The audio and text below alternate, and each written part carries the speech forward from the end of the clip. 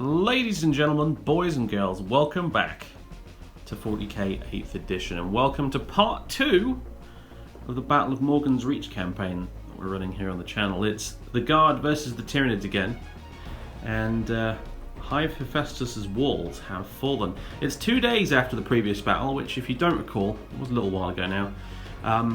It was the ambush at the crossroads, where part of the Cadian 404th got ambushed in a convoy on their way back to the Hive City prior to the invasion having begun. And they didn't come off too well. They lost a lot of forces, they were delayed, they did not make it back to the Hive City in time. So here we are on the ground floor, I suppose, of Hive Hephaestus, if you like. The walls are in that direction. The Hive Spire is in that direction. The Imperial Guard have pulled back from the walls, which have been, destroyed and brought down by huge, monstrous Tyranid organisms and an orbital fire and stuff like that. They've pulled back, and now, as the Tyranids have swarmed in, they're about to launch their counterattack. So this battlefield you see here is a small section of the kind of ground floor section of the Hive, with all the buildings out here between the walls and the spire. And the Imperial Guard are going to be charging across here. The Tyranids are going to be swarming in this direction, and they'll probably meet in the middle somewhere, and it's going to be very, very messy, because today we're playing City Fight. It's an optional rule set in the Warhammer 40k rulebook, and it basically covers urban battles, which is why, as you can see, I've thrown everything but the kitchen sink on the table when it comes to ruined building terrain. It's all here because we're doing a city fight game. I believe the mission itself is called Fire Sweep. It's the only city fight what's the word? Rule set? Mission, that's the rule. Guys, it's been a very late night for me. You're going to have to forgive me. My commentary turns to bananas. So, basically, the way this works is we nominate 6 ruined buildings as the critical buildings, and those are the objectives. And we've already done this. We're going for this building here, this one, this one, this one, this one over here, and this one at the back over here. Those are our objectives. So we're not using tiny little objective markers. We're using the entire building. So the objectives are the buildings. Furthermore to that, there are some additional stratagems in this scenario that we can use, which I will get to as we use them. But also there's other rules. For example, if a unit stays still, is in cover and stays still, it actually gets an additional +1 to its cover save. So you get +2 cover saves for staying still in a ruined building. However, verticality is a thing in this battle. Having the height advantage, being on a higher up floor than your opponent, is a big deal. So guys down in the street here, well, actually guys across here, you imagine you've got a squad in this bit of sandbags here, and you've got a unit on the top of this building. You're not shooting at the top of this building at them, because they're higher up. They will ignore cover saves for these guys down here. So if you get shot at by someone higher up than you, you get no cover save in this scenario, which shall definitely make things interesting. Also, grenades are much more deadly in City Fight. If you throw a grenade at a unit in a building, you get to reroll to hit and wound with it, and it does the automatic maximum number of attacks it can do. So if you roll a frag grenade that does d6 shots, it automatically does 6 if the enemy unit is inside a building. So it's very urban, it's very enclosed, there's lots of potential for death. And it's going to be very interesting. It's going to be very Stalingrad. So I think that's about all there is to say as far as the mission rules are concerned. We've got the 6 objectives, which are the buildings, and I'll come to the stratagems when they arrive. And basically, deployment will be table quarters as well. So table quarters for this mission. Okay. So Hive Fleet Goliath are here. And Dan, once again, has joined me back on the channel. Hello. And hopefully he won't be doing his infamous super smiting on me today, but we'll see. Yeah, they're back. It's part 2 of our little campaign we're doing here. And let's see what happens. Because I have no idea what's going to happen. This could be a bloodbath. I don't know who's going to win. And obviously whoever wins will shape the narrative of the oncoming battles as well.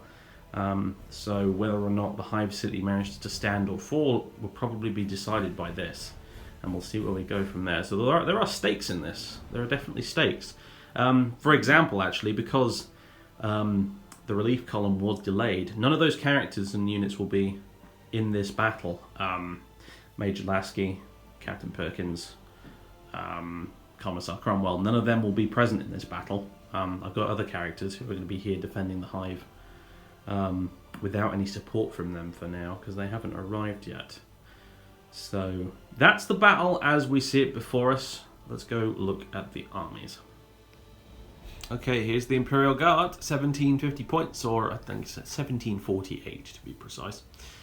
And this is the force that's fighting in the city today. As you can see, it's quite different from previous ones I've done. I apologise to any of you viewers who are getting a little bit bored of seeing the Imperial Guard. I know this is the second battle I've done with them in a row. There might even be a third coming, I'm afraid, so we'll see. But as you guys know, the Imperial Guard are my favourite army, so hopefully you can't begrudge me too much. But anyway, here it is. Got a very city fight themed force today. So we've got the usual sort of 50 or 60 so guardsmen, enough to warrant the Colonel being here. And here he is, there's Colonel Van Graff. Got another Primaris Psycho with him today, and I've got Captain Altair Ibn Lahad, who is the sole survivor from a Talon regiment that got destroyed. Because when Imperial Guard regiments get destroyed, well, heavily depleted, they get merged into other ones. And that's happened repeatedly with the Cadian 404th over time. There's a lot of guys in this army who aren't native Cadians anymore, because a lot of them have been killed. And the guys who stand in their shoes now are replacements from other places. Captain Altair here, he's one of them. He's also little cheeky 13th Warrior reference for those of you who are fans of that movie. Awesome movie. Anyway, so what have we got? We got a tank commander. We got a pair of hellhounds, big flamer cannons on them, very good for urban city fighting, we reckoned. Got a basilisk as well to hang around in the backfield, and a demolisher, which with its demolisher cannon, which theoretically is supposed to be used in sort of urban environments, like breaking through strongholds and things like that. That's what it's meant to be used for. So I brought one of them along. Powerful short-range cannon on it. We've also got more Bulgrins, which are always good fun. We've got the Space Hobbits. We've got Ratlings here, more abhumans with their sniper rifles. They'll be getting a really nice bonus from the cover rules in this match. These guys will normally get a +2 to their cover saves when they're in cover because they're very tiny and have camo cloaks and stuff, but they'll be getting a +3 in this game if they stay still while they're in ruins. And these guys will be able to deep strike 18 inches away from the enemy at the start of the game, I think in the deployment phase as well, so they won't count as having moved in turn 1, which is pretty nice. They have a bunch of other cool rules too, which we'll get to as the game goes on, I'm sure. We've got a special weapons squad here, with 3 snipers in it, and 3 regular guardsmen, so another sniper team. They probably won't hit the broadside of a barn though, compared to the Ratlings, because their ballistic skill is just sort of regular Imperial Guard 4+, which is not very good, but hey, they're there anyway because it's thematic. You're fighting in an urban environment, particularly ostensibly on the defense in this case. You're going to have when I have lots of snipers, so I've got some snipers. And we've also got the regular guardsmen blobs, as you can see. Most of them are equipped with flamers and voxcasters for the lot. And I've got some Kazakin as well, who are going to be fighting up through the ruins as well, my elite dudes here. And I think that's all there is to say, basically. I wanted to represent an army that is fighting in a city. So what I don't have is a massive stonking great Baneblade. I don't have loads and loads of Lehman Russ tanks. I've got a couple, one of which is a commander purely because I needed an extra HQ to make up 2 battalions. I did want to run a brigade detachment, but then I didn't have enough fast attack. I only have the 2 Hellhounds, and that's all the fast attack I have because I've not built my Sentinels yet. So yeah, we've got the command squad as well, obligatory command squad with the regimental banner, which you may recall was not in the previous campaign battle we did here. But we got that, and a plasma gun, and the medic, so which I'll probably forget to use for the entire battle, as you do. So yeah, that's the guard. That's what the 404th look like today. Lots and lots and lots of infantry squads, basically infantry units for days, and a smattering of vehicles as well to go with it. So this is what the Cadians defending Hive Hephaestus look like. Let's go take a look at Hive Fleet Goliath. Okay, here we go. This is Hive Fleet Goliath. 1750-ish points, I believe. 1747. Nice. All right. So, and the how many command points? We have. That's a good question. We have. What is it? 5 for a battalion now. Yeah. So 8. I have a battalion and a patrol detachment. The battalion is the Tyranids. They are all using High Fleet Jormungandr again, which gives them the effect of cover as long as they don't charge or advance or have the flying keyword, which last time didn't really have any effect because everything was flying. This time probably won't have much of an effect either because there's loads of cover everywhere. But hey, and the patrol detachment is this little group of Gene Stealer cults here. There he is. The Magos is back. Yes, Mr. Not Inquisitor. He's been running around causing all sorts of trouble, getting the Imperial citizens of the Hive to turn off their defences, come out into the open, embrace the new insect overlords. Yeah. So he survived the previous game. He has survived the previous game. He has grand ambitions of making it off this planet and going and doing the whole thing again somewhere else. And with that in mind, I have made him my warlord for this game. Yes. Just so that if you kill him, it's worth a point. Awesome. That's the entire reason. It's not really going to help me much, but he is. I didn't do warlord traits and relics for my lot, did I? Obviously, no. The colonel's Van Graff's going to be the warlord, obviously, and he's got Master of Commands as warlord trait, so he gets the extra order per turn. And yeah, relics wise, am I even taking a relic? I mean, I suppose I might as well. We'll figure that out later. Yeah, I just don't like doing the command point farming thing. It's a bit. Anyway. Yeah, so his warlord trait is Inspiring Leader. I think it's one of the ones from the rulebook because he's an index choice. Doesn't have any good warlord trait options. Right, yeah. So that gives +1 leadership to all the Gene Stealer cult army models near him, which is this squad of neophyte hybrids. Right. Which is his troop choice. So they get +1 leadership basically. That's it. Okay. So the bulk of the army though is the battalion,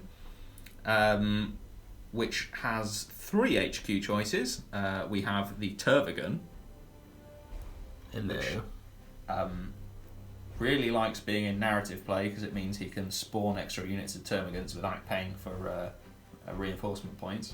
Yeah, so this big thing basically just births out more units of little Griblies. Yes, or he can put 10 back into another unit that's been reduced. Yeah. So he's just going to keep spawning the little buggers. Also, it gives out a bonus, an aura buff. I think it's 6 inches. All Termagants within 6 inches get to reroll 1s to hit. Oh wow, which is nice. I didn't know that. He's a Psyker as well, right? It is a Psyker, and it's got Catalyst, I think, for its psychic power. It only has 1, but that should help keep something alive. Elsewhere in the HQ slot, we've got a Neurothrope, which has the psychic power Psychic Scream, which is basically like Smite. Right. He can do 2 psychic powers. The other one is Smite. So yeah, basically just lots of damage dealing. Yep.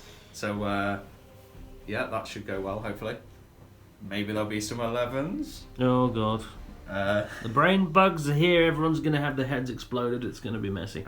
The third HQ choice for the battalion is this here, Old One Eye. Old One Eye. Who is my dude? I remember you from my 4th edition days. Yeah, it's a bit different now, but he's still got barnacles all over him, so yeah. That's good. I couldn't not put barnacles on him. So he's basically just a beefier Carnifex, and he has a buff that affects Carnifexes. Yeah. So we've also got a bunch of troop choices. I got 5 troop choices. There's a unit of 30 Termagants, which spread out all the way over here. They're just regular termagants, so we've got a unit of, off the top of my head, I think it's 27 termagants with Devourers, which are nasty. They are 18-inch range, strength 4, 3-shot assault weapons. So that is an absolute avalanche. So these are going to be doing lots of damage, ideally. Yeah. And they might be using some stratagems to get a bit more out of that. We'll see. Oh boy. Then the other 3 troop choices are all warrior broods. We've got 3 warriors here with a venom cannon and 2 death spitters. Another identical brood with a venom cannon and 2 death spitters. And we have a 3rd brood over here that has again a venom cannon and 2 death spitters, but they all have bone swords and adrenal glands as well. So they're a more all-round awesome unit that can chop stuff up as well. So lots of synapse coverage in this. Yes, army, then. Ideally synapse won't be a problem. That reminds me of my relic, inverted commas, bioartist. I gave the Neurothrope the Norn Crown, which increases the range of ignoring instinctive behaviour. Oh yeah. So basically I can just ignore that section of the rulebook. It's fine. Great. Elsewhere we've got fast attack choice, 3 Raveners. They've been upgraded. They've got rending claws and they've been upgraded with death spitters, because it's quite a good option for them to pop up out of the ground and shoot things. Right, yeah, so they're going to be burrowing up out of the sewers or something like that, I imagine. Yeah, they're going to be having some digging times. Then we've got an elite's choice over here, the Zoanthropes, which hang out with their big brain bug buddy. And finally, heavy support, we've got a couple of Carnifexes. Hey.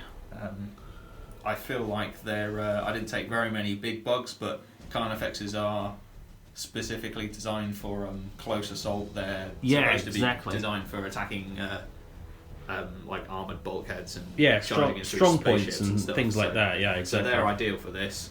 They both are equipped identically. They've got heavy venom cannon inside the talons. They've got enhanced senses, adrenal glands, and the spore cysts, which give them -1 to be shot at.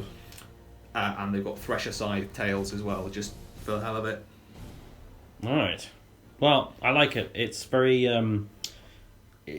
representative of that earlier phase of a Tyranid invasion, so you got lots and lots and lots of little Gribblies. So means of producing more. And but you've also, because we're in the tight confines of the city, you've got the Carnifexes as well, which will be able to smash through tanks and obstacles and things like that. I should mention as well, actually, we've got these barricades and stuff set up here. Those are going to be destructible. I think we're going for toughness 6, 3 wounds. Not very tough.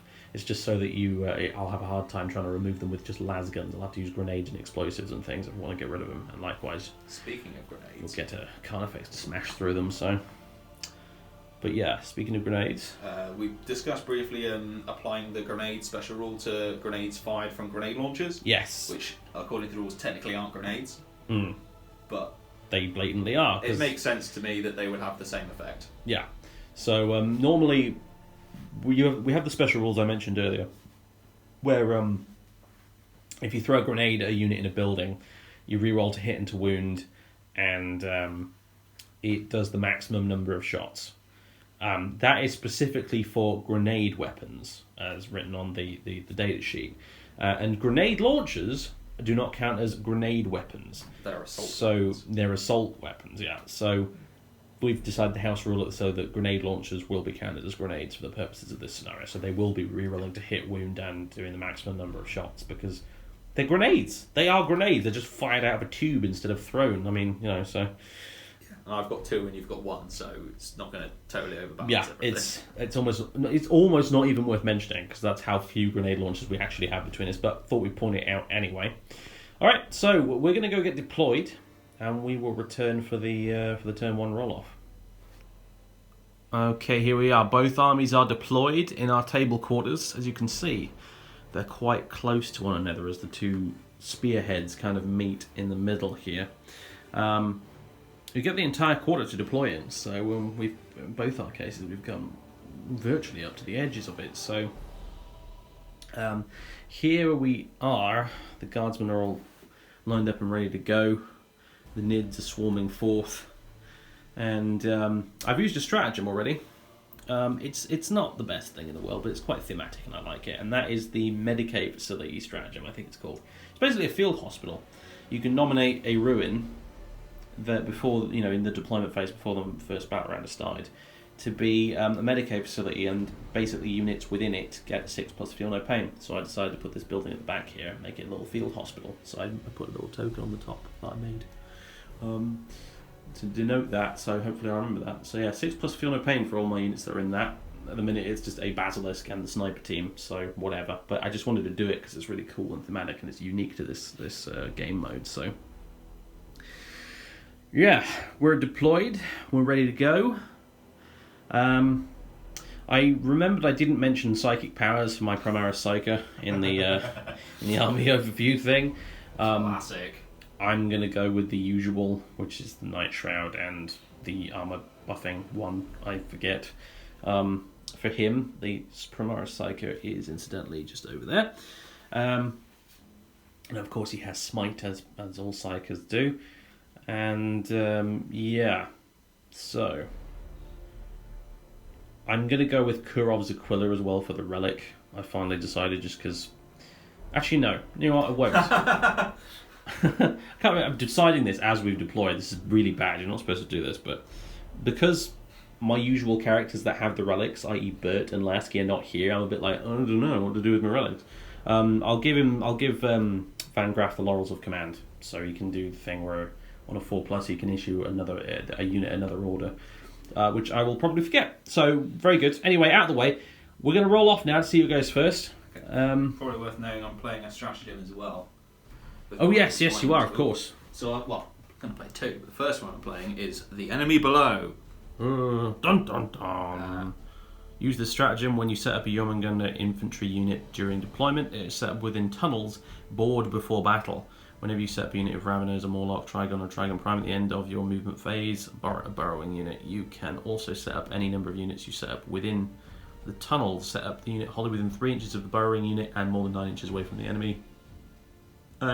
Great. So eagle-eyed amongst you might notice that the Raveners are not on the table, and neither are the Devourer armed termagants. Right. So they're going to pop up somewhere and have some devouring fun. They're coming out of the ground. No. All right. So that will be happening, and okay, roll off time. Cool. Who's getting the plus to this? I think it's I believe it's me because I've not got 7 million units. Yeah. I'll level with you folks. We didn't do the alternating deployment because it would have taken even longer than this did. But it took me absolutely forever to get all this lot on the table, I'm afraid. So we're just based on the number of units. Dan should probably get the +1 to this. So I'll go ahead and roll. Got a 5. Can you beat a 5? Yeah. That was terrible. Well, take 2. It's equal. It's equal. All right, go again then. Got a 3. You're going first. Boom. Right. Unless I can seize the initiative. So. You did it last time. That's what I need. Needed 6. Give me I cannot read that. That's not an anything. This is going to happen a lot on this table, I can already tell. It's a 2. Alright. Cool. Hive Fleet Goliath, turn 1. Coming up next. What have you done? I'm going to play a stratagem here. Digestive Denial. And nom one of these lovely ruins. Use this stratagem after deployment, but before the first battle round begins. You choose a piece of terrain other than a fortification. Units fully within or on this piece of terrain do not gain any bonus to their saving throws for being in cover. Oh bother.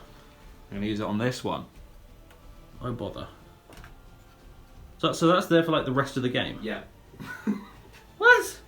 My Tyranids are under the ground. All the spores have been like seeping up through and destabilizing all the foundations, and like vines are coming up and creeping over the rocks and tearing them down.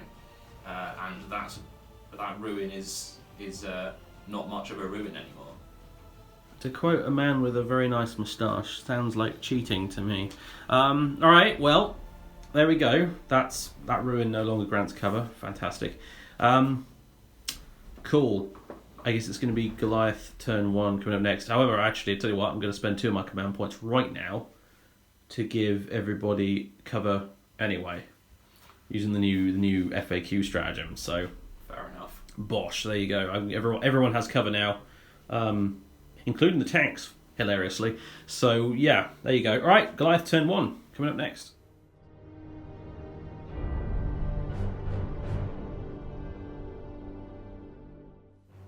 Okay, ladies and gentlemen, it's the end of Hive Fleet Goliath's movement phase, and the bugs have surged forth in a very uncomplicated fashion, it has to be said.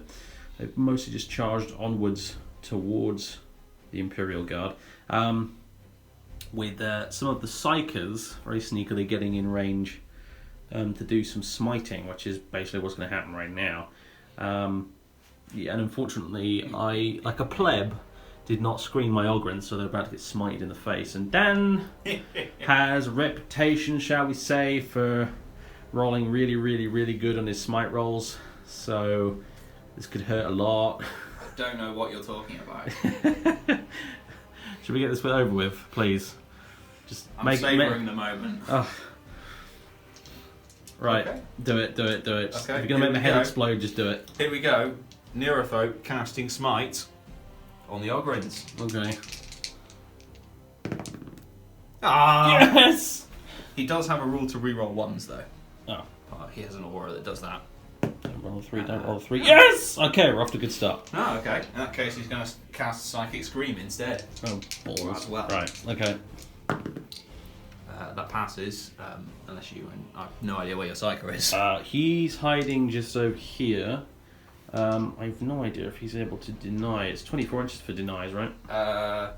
Maybe? I think so. I suppose we better check that. Okay.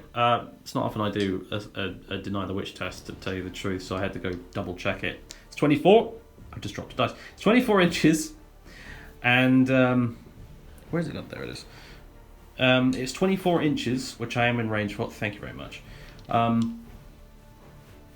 And I don't need line of sight either. So I'm going to try and deny this. I need an 8 to beat the 7 that was rolled. Oh, yes! Oh, yes, I deny you, sir. That's the only deny I can do, of course. That's my number. You're the one supposed to be rolling 11s. Oh. Alright, so. Crack on. I'm sure. Have you got like another 10 million smites to come? I've got another 2. Okay, good. So we've got the smite phase continues. The Zoanthropes are going to smite away. What can they see from where they are? Because you do need line of sight for your mind bullets. Pretty much Ogrins. Okay, good. Incidentally, they've got a 24-inch smite, so oh, crikey. Okay. They're pretty good. Oh crumbs. So do they smite all together as a unit? Yes, they're just one psych of the whole unit. Okay. Which basically means they're equally as good whether there's 1 or 3 of them. Ah, makes sense. All right, let's be like Grey Knights in it, I suppose. Anyway, there we go. Yeah, that passes. What was that? It wasn't. There's Not glare on an the 11. dice. I can't Not see 11. it. Sorry. Okay, 5, good. 6, 7, 8. D3 mortal wounds for 3. Ouch, dead Ogryn.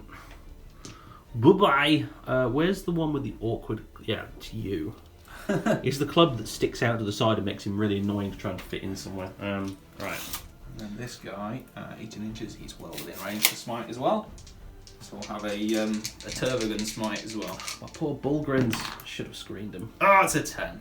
So close, dude. That's just the 1 mortal wound that time, though. Okay. Alright. I will go fetch a dice for that in a second. And I think that's all I can do. That's the entire psychic phase? Yep. Alright, on to the shooting phase then. Okay, we're well into the shooting phase now. Lots of little bugs opened fire with their flesh borers at the Bullgrins here. Did not manage to do any wounds on them though. The Bullgrins do have a 2+ save with their big slab shields, so. However, 4 guardsmen were killed over here by the Turbogon with its stinger salvos. And Death Spitters. And Death Spitters. So now, what's happening is one of these Gribblies, I'm not sure which one. Ah, okay. This one with the big gun here. The warrior with the big gun is shooting at this Hellhound here, which potentially could be very nasty, so. Okay, so Venom Cannon, it gets D3 shots. 2. Hits on 4s. 1 hit. Okay. It's strength 8. So I assume it's 3s. Yeah. It's a wound. It's -2 D3 damage, I believe. Alright, so it's technically counted as in cover because of my stratagem, so it's down to a -1, which means it's a 4-up. Sadly, I can't put tanks into cover anymore. I can't make them take cover with the stratagem. GW. I want to say fix that, but I want to be the voice of contention on this one, because a lot of people are like, how could a tank take cover? And I say to you, it angles itself so it's hull down towards the incoming attack. That's how a tank takes cover. And runs over about 10 guardsmen in the process.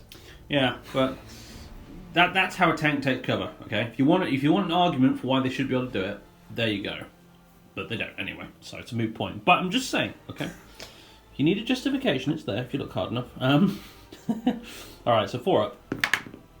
Hey, we made it. All right, It's 8.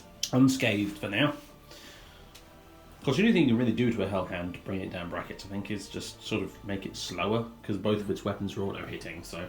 So that Hellhound's got away with it. Mm-hmm. But this one over here has got considerably more venom cannons pointing at it. Oh boy. Alright. So, shall we start with that? Yeah, go for it. So this one up here is going to fire down at the Hellhound. And incidentally, because he's at a raised position, he will ignore your cover or not, because it's not a ruin-based cover. Oh, good question. Okay, let's go check. Okay, we just double checked, and it means that you ignore cover if you've got the high advantage, just all kinds of cover, not just specifically the ruins. Obviously, this is a tricky one to look up because this mission was created before GW introduced the FAQ stratagem, long before it, so we had to be sure. So, cool. Right. D3 shots. Do it. 3. Hit on 4s. 2 hits. Wounding on 3s. Okay. No wounds. Wow, alright. Fleshy, organismy thing just sort of bounced off the hull like a flat basketball. Got another one down here that's going to be trying to do the same thing. I'm just seeing if any of the weapons can shoot at the Death Spitters can shoot at infantry as well. Okay. But while you're pointing that phone at me, okay. might as well fire the venom cannon at that Hellhound. Okay. 1 shot. Hits. Wounds. You will get cover from this one. Okay. So it's -2, so 4. Passes it as well. The sacred armor holds true. And the big fuel tank masquerading as a tank will not actually explode just yet. Not yet. Give it time. Give it time. Okay, up next it's the heavy venom cannons on these Carnifexes shooting at the Hellhound. Yep. So I'll do this one first here. Doesn't really matter, but I will. So it's again D3 shots. Big 3. Oh boy.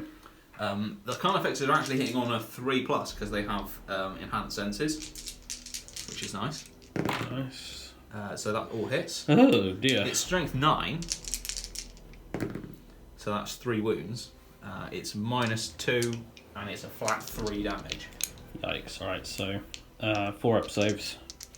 Thanks to the cover thing.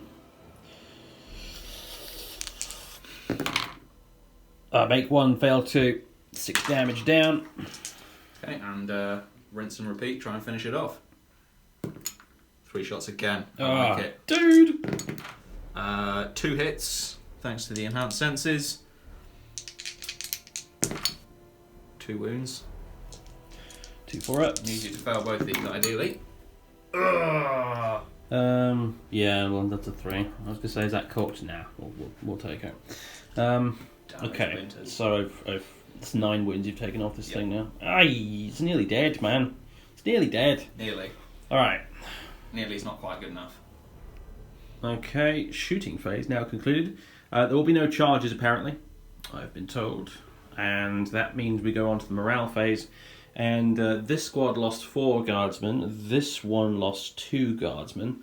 So we'll roll morale for them. We'll do the 4 guardsmen first. And they are in range, both squads, in fact, are in range of the regimental banner. So they will get +1 to the leadership. So, first squad. 4, 8... They are leadership 8 with the banner, so they are fine, just. This squad. Also fine. Yeah, also fine, even without the banner. So, okay, no one running away just yet, and that concludes Tyranids turn 1. Now we're going to go on to Imperial Guard turn 1. It's probably going to be a long one. There's going to be so much shooting, so many dice. Oh, good lord.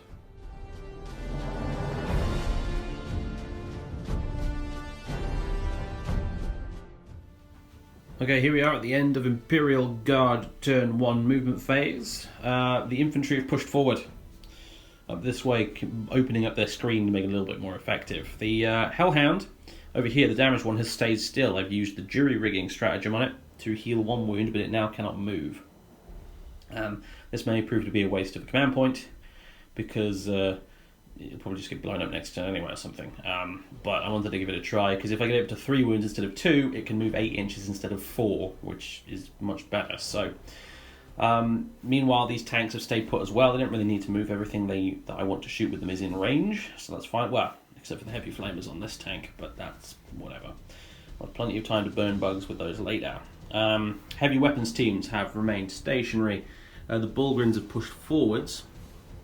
Now, I don't mind sharing with you right now, I don't intend to charge them into the Termagants. I intend to wipe out the Termagants with small arms fire and have them charge those warriors or something.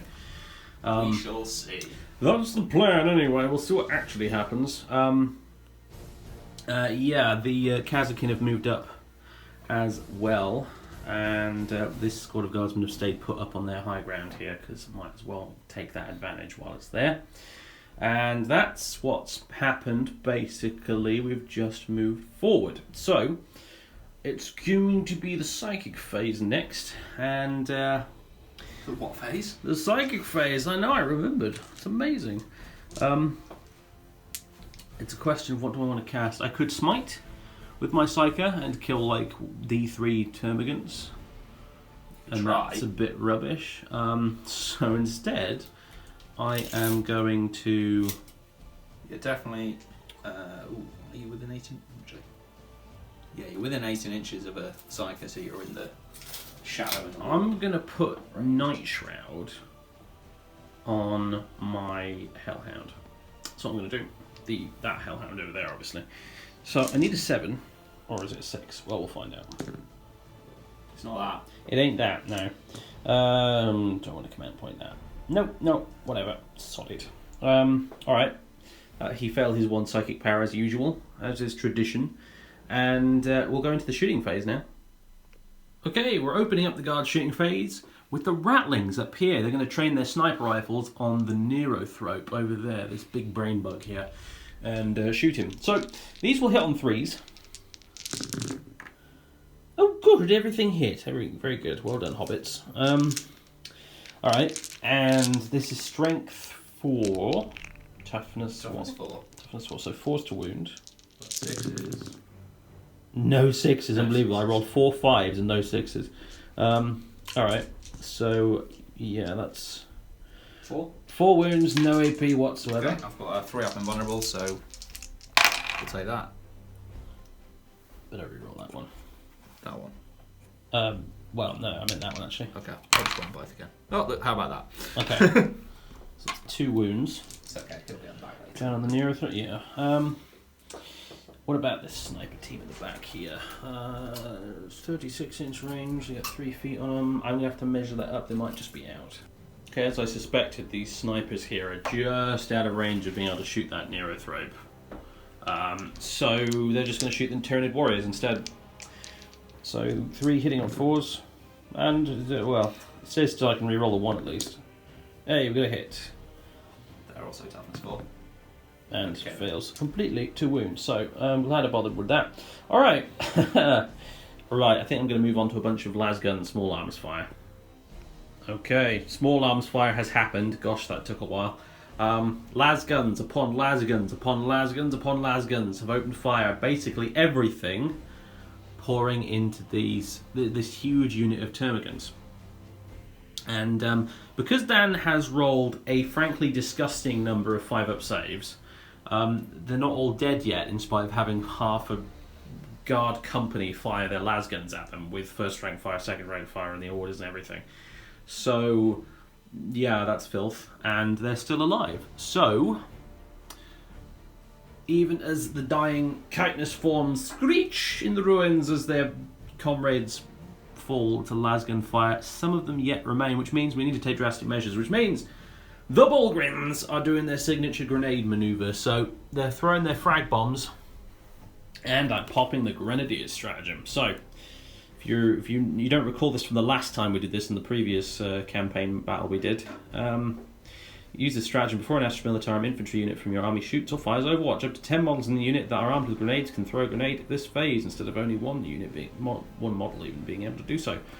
So basically, all 4 Ogrins are going to throw their frag bombs at once. So there's going to be 4d6 shots. Now, unfortunately, the Gants aren't all in cover. Well, they're not all in a ruin, which means I don't get like auto 6s and all of these, which would be amazing.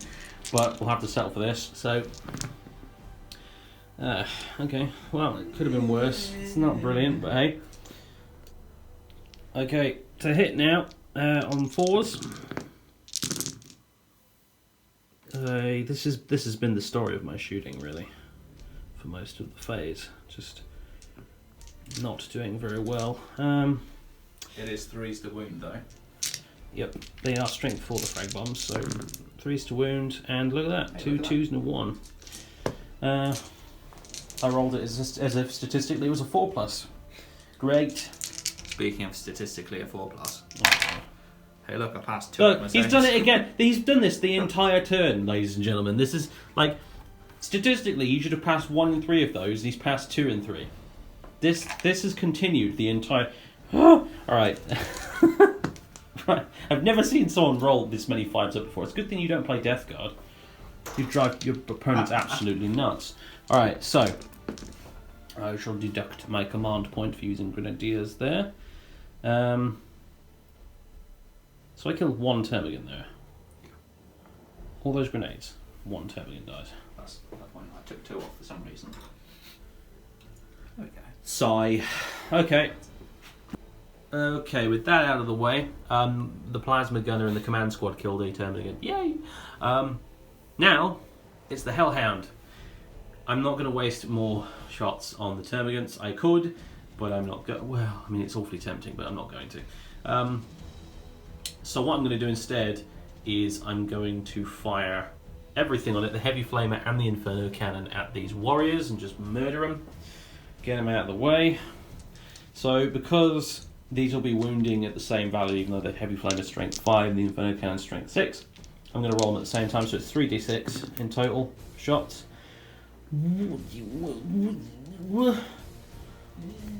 Alright, command point. Thank you, that's a bit better. Alright, so... Okay, that was 12 auto hits from the Hellhound. Now to wound on 3s. Okay, so... That's pretty good. So, there you go, 1, 2, 3, 4, 5, 6, 7, 8, 9 at -1. Okay, so that effectively negates my cover, so I'm down to 4 ops. Yes, your Mungunda obviously getting covered everywhere as long as they don't advance. That wasn't a great roll. 1, 2, 3, 4 wounds. Okay, it was an alright roll. 4 wounds go through, so that kills 1 and a bit. Good. Excellent. Alright, well done, Hellhound. Let's see, what next? Okay, next up, this Hellhound is just in range with its big cannon, its big Inferno Cannon, which is a 16-inch range, which is really awesome for a flamer. So it's going to fire at that kind of effect there. 2d6 auto hits. 7, bang on the average. I'll take it. Wounded on... Another one from over there. Wounded on 5s.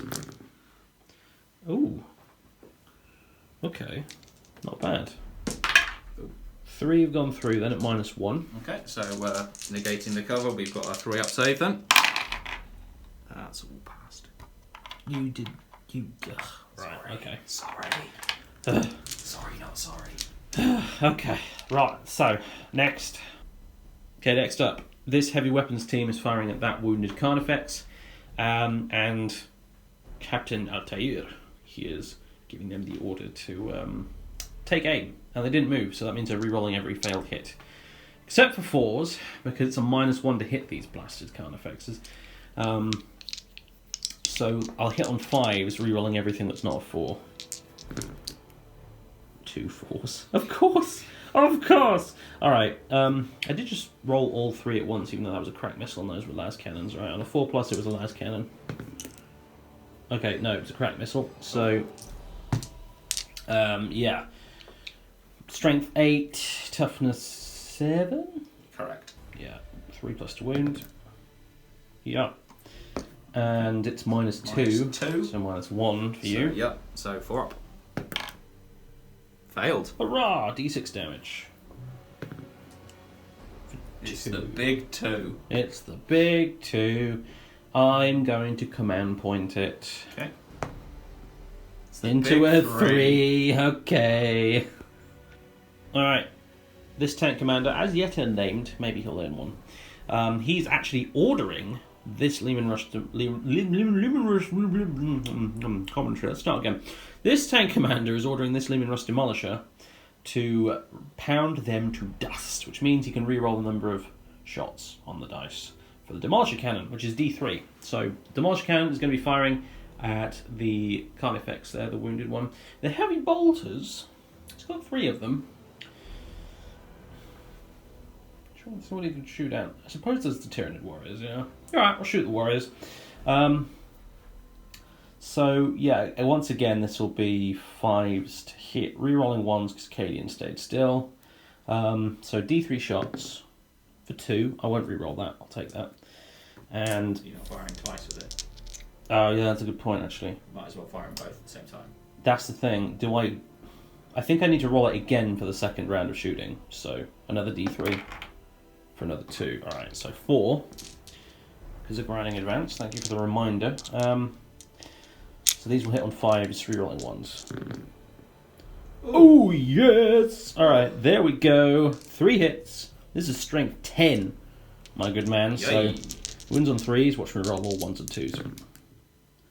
I did roll 1, 2, but yeah. 2 go through. AP -4, I think. -4. I can double check that for you if you like. Yeah, that sounds about right. So I'll need 6s because of my effectively being a 2 up because of the cover. Yeah. Nope. You know, you did roll a 5 there. I'm going to just double check it is -4. Okay, it's actually -3. You can delete your comments now, YouTube. We caught it. It's -3, so only 1 goes through and it's D6 damage. Bosh. That's how many wounds he had left. He's dead! They don't sort of do an exploding death. No, I don't think they do. No. They just die. Cool. Alright, so that's 1 Carnifex removed. Goody gumdrops. Right. Heavy bolters now. So let me grab some more dice. Here. And that is all going to be shooting at those Tyranid warriors back there. So these will hit on. Oh my goodness, 4s. We can reroll these 3 1s at least. Okay. So 4 hits. Wounding on 3s. 2 wounds, AP -1. Okay. 4 ups. Right. I'm not going to talk about that at all. Next up, this heavy weapons team at the back here. They're having some line of sight issues, I'm afraid. Mostly because they're so small. Heavy weapons teams are really close to the ground, which means a lot of stuff blocks their line of sight. As it is, the only thing they can realistically shoot right now is the big turbogun, just because it's so massive, they can see it over the top of everything else. So I got 2 crack missiles that are going to be firing at it, and the heavy bolters going at it too. So heavy bolt first. Hitting on 4s, rerolling 1s. 3 hits, not bad. Wounding on 5s. 1 wound. AP -1. Okay. Saved because of the cover. And now 2 crack missiles. 1 hit. Strength 8, so 4+ to wound. Damn! Ooh. It was a 5 for like a second there. Damn you, piece of gravel. Alright, so nothing from them. We're now moving on to the biggest guns of the lot, and then that's going to be it, I think. So... Alright, Basilisk.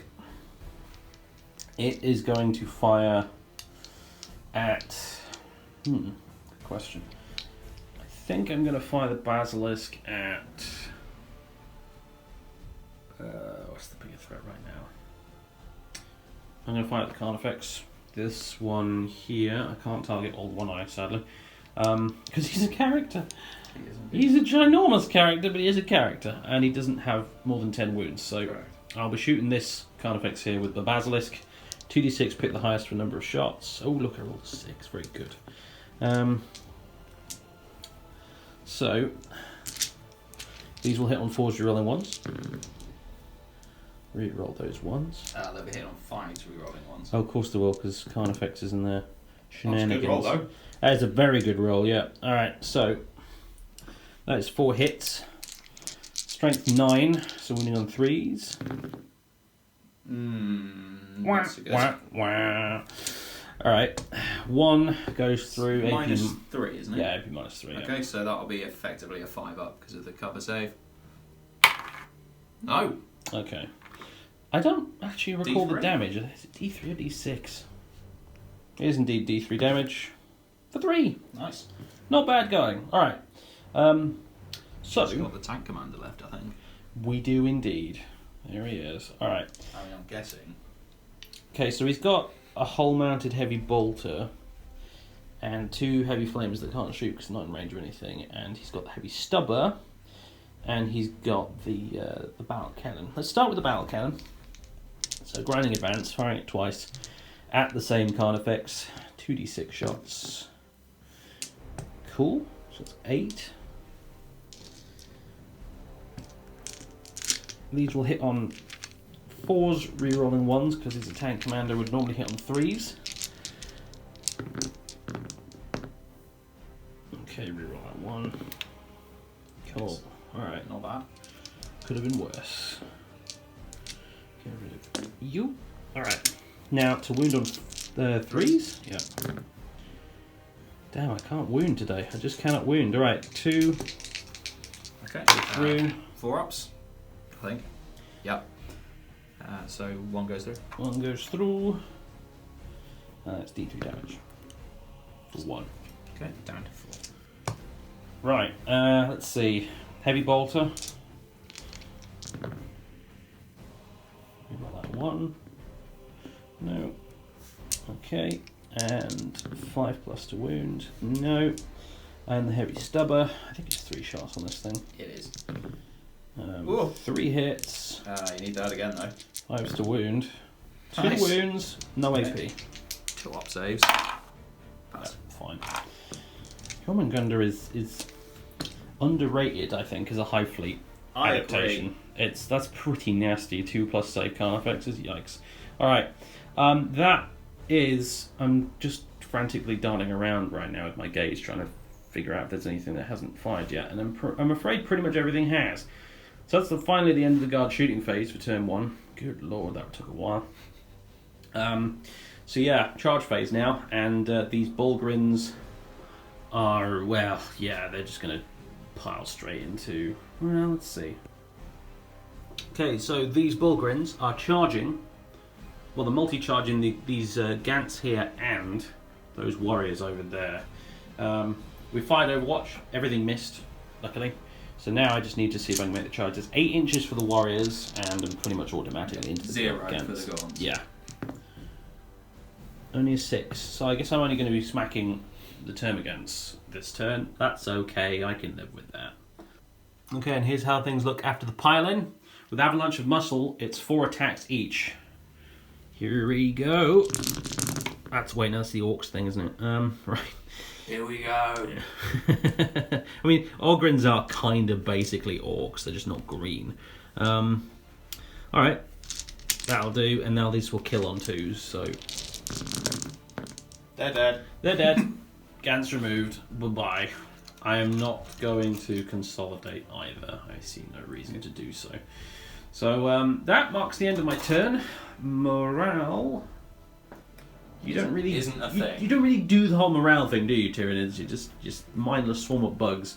So Also, the unit you shot at is all dead. So that's true. All right. Well, that's the end of Imperial Guard turn 1. So right now, who controls this ruin right now? I think it's me. It'll be you because you've got more models in there. Actually, They're a troops unit, so technically they would be controlling. How many? Oh, you've how got many troops are over there. Yeah. Oh, yeah, you got that.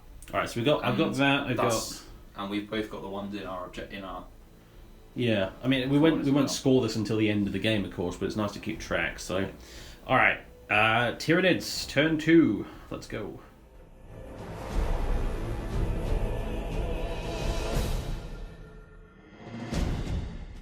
Well, here we are. It's the end of the turn 2 movement phase for the Tyranids, and you can't help but notice there's a huge blob of termagants that have emerged from below. They are the enemy from below. They've emerged with these Raveners over here, and I've worked out that if all of these guys are in range to shoot, which I think they might be, that's something like 81 shots they're firing with those Devourers, which is silly. Just silly. But yeah, so I can probably kiss goodbye to all my guardsmen over here. Meanwhile, Carnifexes have stumbled forward down the street here. More termagants have spawned over here. The Turbigon has given birth to another unit of 10. One. No, that's the new one. This is the new one, okay. Yeah. And other units have moved forward and what have you. So, yeah, not great. I see the Zoanthropes have moved forward. Yep. So, my poor Bulgrins are undoubtedly going to be getting some more smites headed their way. And, that yeah. might just happen. That's the Tyranid movement phase, basically. And we're going to go straight into the psychic phase, speaking of smites. So, go for it. Okay, first up, it's the Magoths. Inquisitor. Smiting my Ogrins. My poor Ogrins. Oh, look, it passed. It's not an 11. I don't know what you're so worried about. On an 8. Try and deny if you like. Probably. You know what? I don't know if I'm close enough to you. Probably within 24, so... Oh, alright. He is 24.5 inches away. Right, so... Sorry. Never mind. D3 mortal wounds.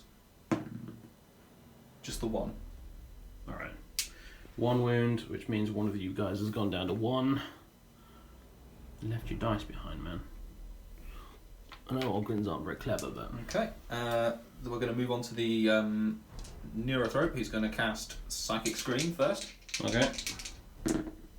6, that goes off. You can deny that if you like. I shall bloody well try. You Yeah! do. Denied. Okay, we will smite then. 5. There you go. So D3 mortal wounds. 3. On and a bit. Right. Because he killed a model with his psychic powers, he gets to regenerate a wound. Because that's what Neurothropes do. Yep. I'm not amused. Alright.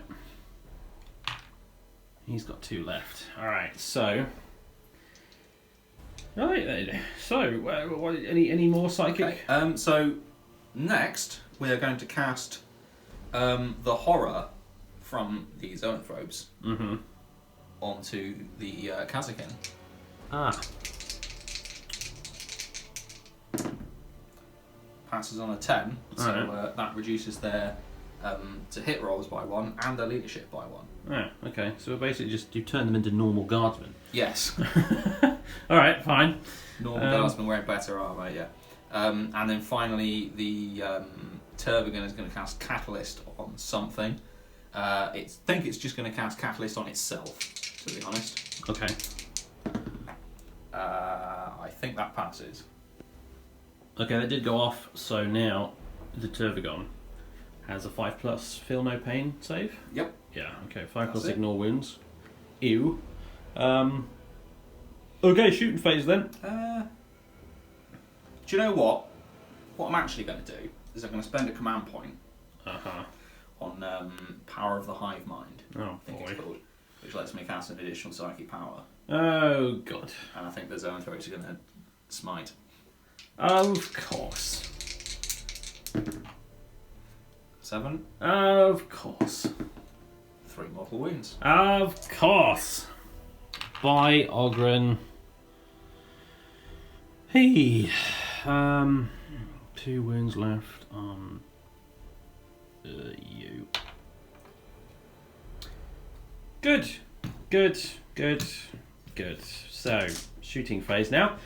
You got your bucket of dice ready for this lot? It's going to take a while. Okay. It's the Tyranid shooting phase. Lots of shooting has in fact occurred at this point.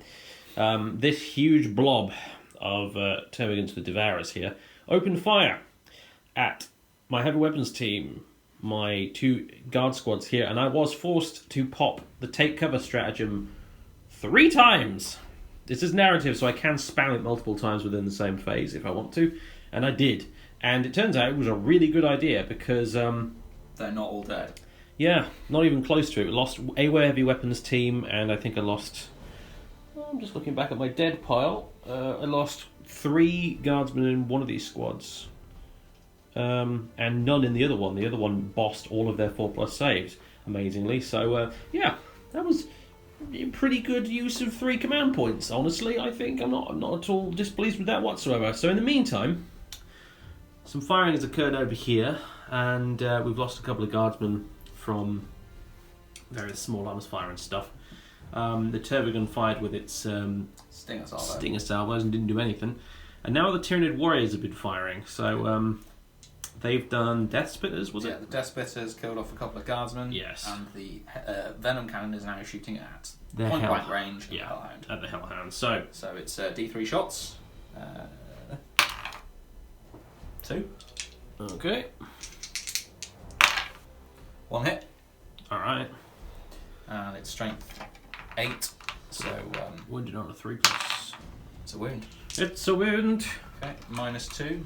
Yeah, 5 up No save. cover this time. Do it. No. Nice. D3 damage. Big 3. That stings. All right, so that's down to 8 wounds remaining on that Hellhound. I've got a couple of grenade launchers and some auto gun rounds that are just about in range from up here. Okay. I'm firing down at it. So I've got 2 auto guns. Hey. 1 hits. Don't wound. And then I've got 2 crack grenades from the grenade launchers. Very good. 1 hit. That's not a wound. Okay. So nothing from the cultists. Yay. Just kind of mostly overseeing the battle at this point, aren't they? They're Enjoying the just hanging on show. that objective. Yeah. Okay, heavy venom cannon from the Carnifex shooting at the Hellhound. If it wounds and I fail to save, it's going to go kaboom, which is bad because that's a big tank. Well, it's a big bunch of fuel tanks masquerading as an armoured fighting vehicle tank, which means that if it blows up, it'll go up in a 4+ and kill loads of things. So that's stressful. Cool. D3 shots. Just the 1. Okay. Is that worth a command point? That's not. No, definitely not. Definitely No, not. I'll accept it. 3 up to hit. Missed. You got away with that. Commander of that Hellhound right now is just like mopping his brow. Like, whew, whew. Okay, so we've got venom cannons from the warriors now. I'll give it a go. So this squad over here, we're going to fire the venom cannon at the Hellhound and the 2 Death Spitters at this closest guard squad. Okay. We'll do the venom cannon first because it's fun. All right. 2 shots. 1 hit. All right. Doesn't wound. Oh, very lucky Hellhound crew for so far. Let's not speak too soon or jinx it. So Death Spitters at the guardsman. Okay. 4 hits. Wounds on 3s. 3 wounds at -1. 3, 6 ups. Oh, actually, 5 They ups are because in cover still. because In of cover, inverted take commas. cover, yeah. Nice. And save 2, fail 1. Okay. We shall remove you, sir. Not the flamer. Sure. I'm just removing him because he's got a slightly chipped paint job. So Okay then. Second unit of warriors, same again. So D3 shots on the Hellhound. 2. okay. 2 hits. Oh dear. 2 wounds. Oh dear. -2. Oh dear. 5 up. 1 saved, 1 failed. D3 damage. Hold on. Oh, is it command point time? It might be. Yeah, doing it for a 1 in 3 chance, and this is foolish, but whatever.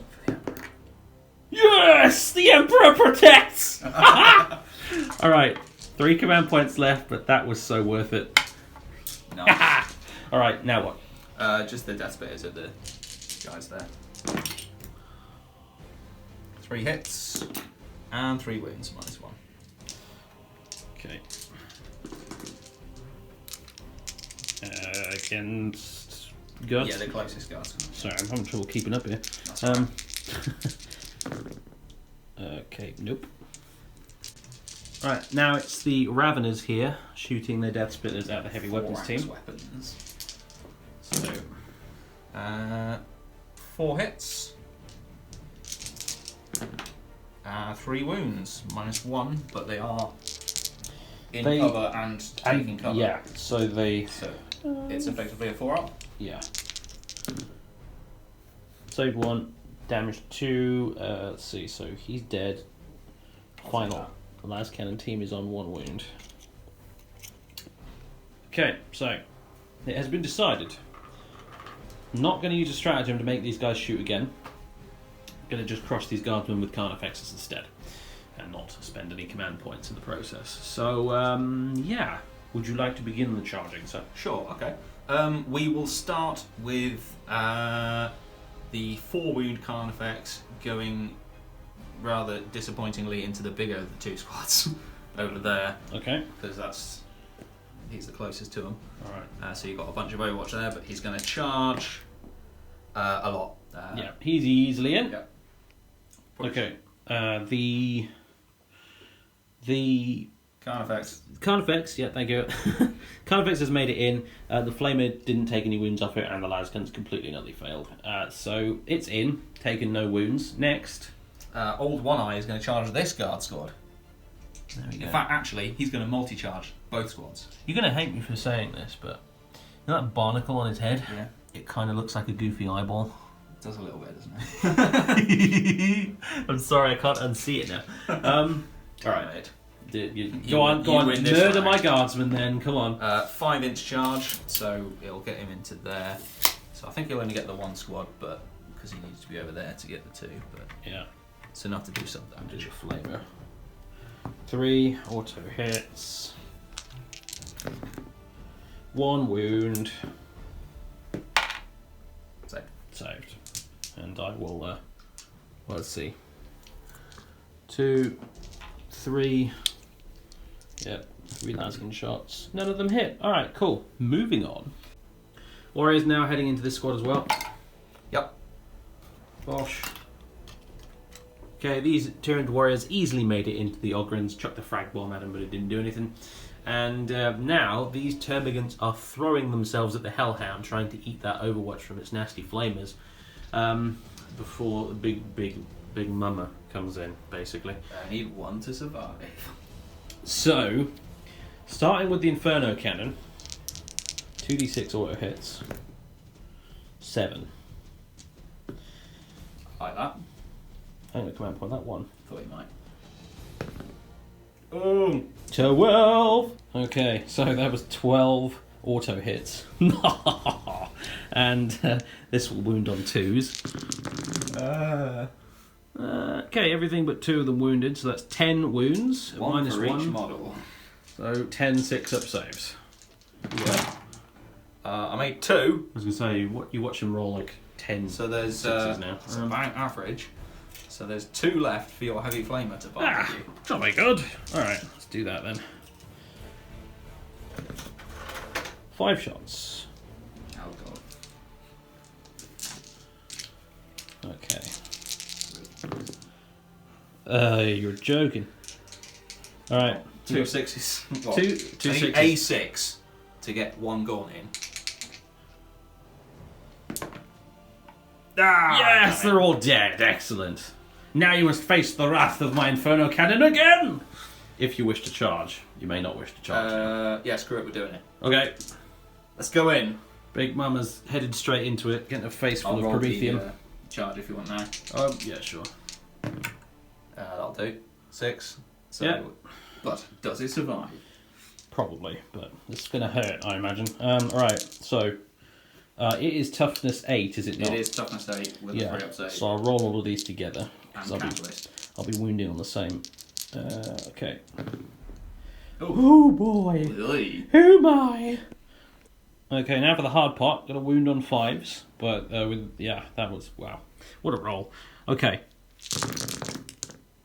So we've got 1, 2, 3, 4.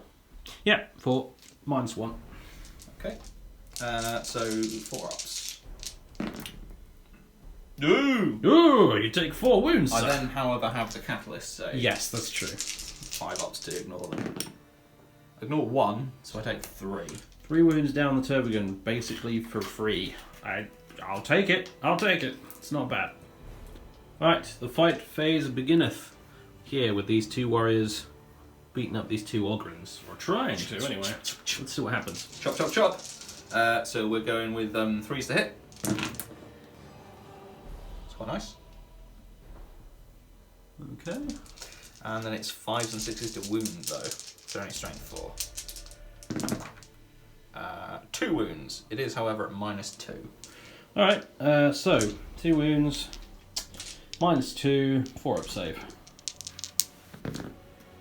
1 failed, 1 passed. And that was how much damage? Just the 1. Just the 1. It lives! Alright, next charging unit. Okay, let's do the Turbogan. Big Mama trying to eat the tank. Yep. So Turbogan has 3 attacks, but it does have monstrous scything talents, so I can reroll 1s to hit. It's currently on its full profile. It's got 14 wounds, so it's got 2 extra wounds. But it's 4 up to hit. Okay. 2 hits. Strength 7, so 4 to wound. Yes. 1 wound. It's minus 3 and d6 damage with them. Yikes. Alright, 6 up save. No. So, roll your damage. 1! 1. Well, Well, my Hellhounds are seriously lucky this game. yep.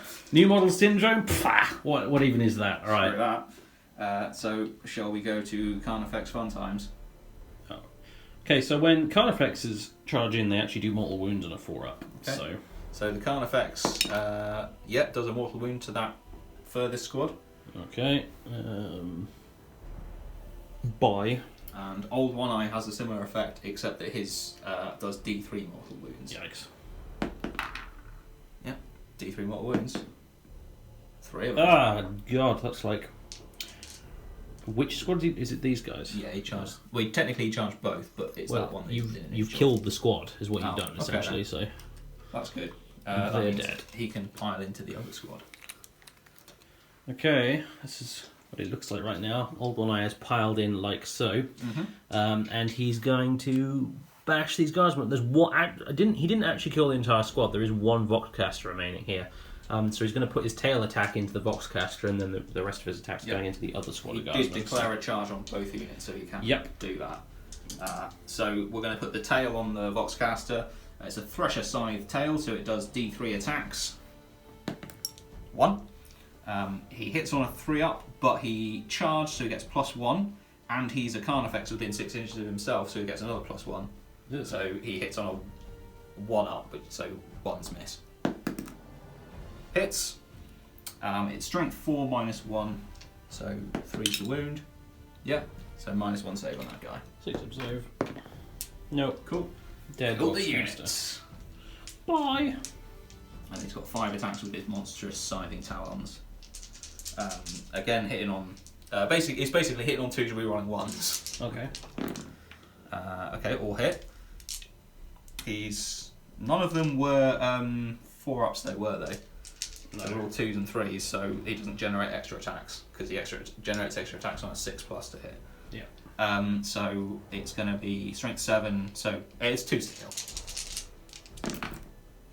Yeah, that's 5 down. Okay. After removing those guardsmen, this Carnifex had no option but to pile in and consolidate over this way, and has consolidated into this remaining group of 2 individual guardsmen. Fixed bayonets, we're going in. We're going to try and stab this Carnifex. So, 1 attack each. Hitting on a 4. 2 hits. Wounding on a 6. No wounds. Surprise. Yeah. Alright, so with that out of the way, I can move over here.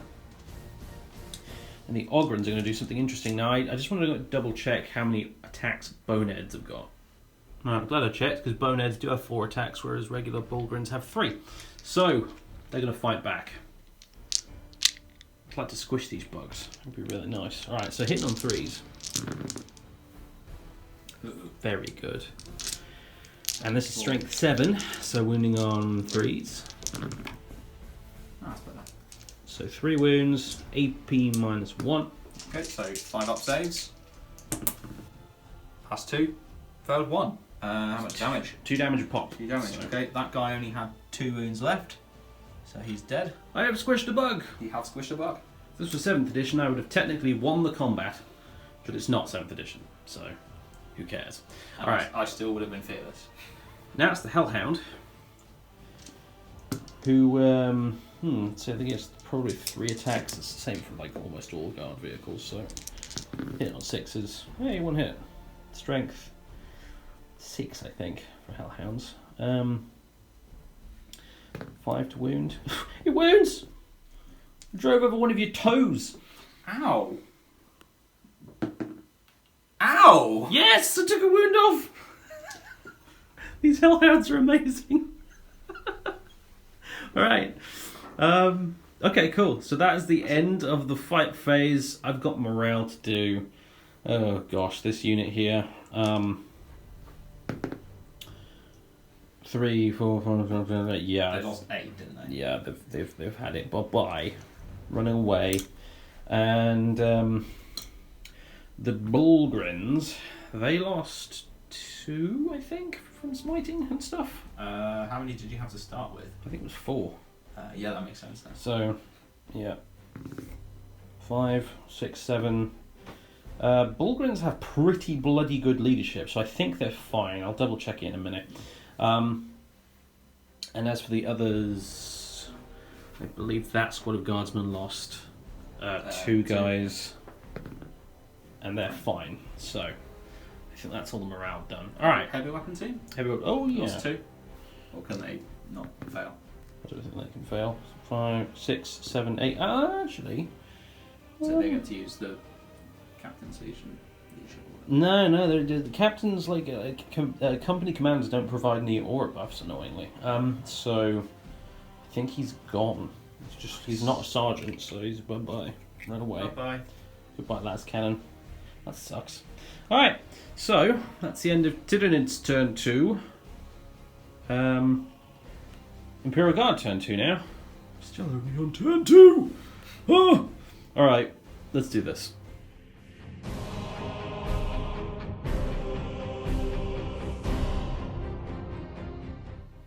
Okay, turn 2 Imperial Guard movement phase is done. I've kept as much stuff stationary as I can to benefit from those Cadian rerolls because I feel like I really need them at the moment.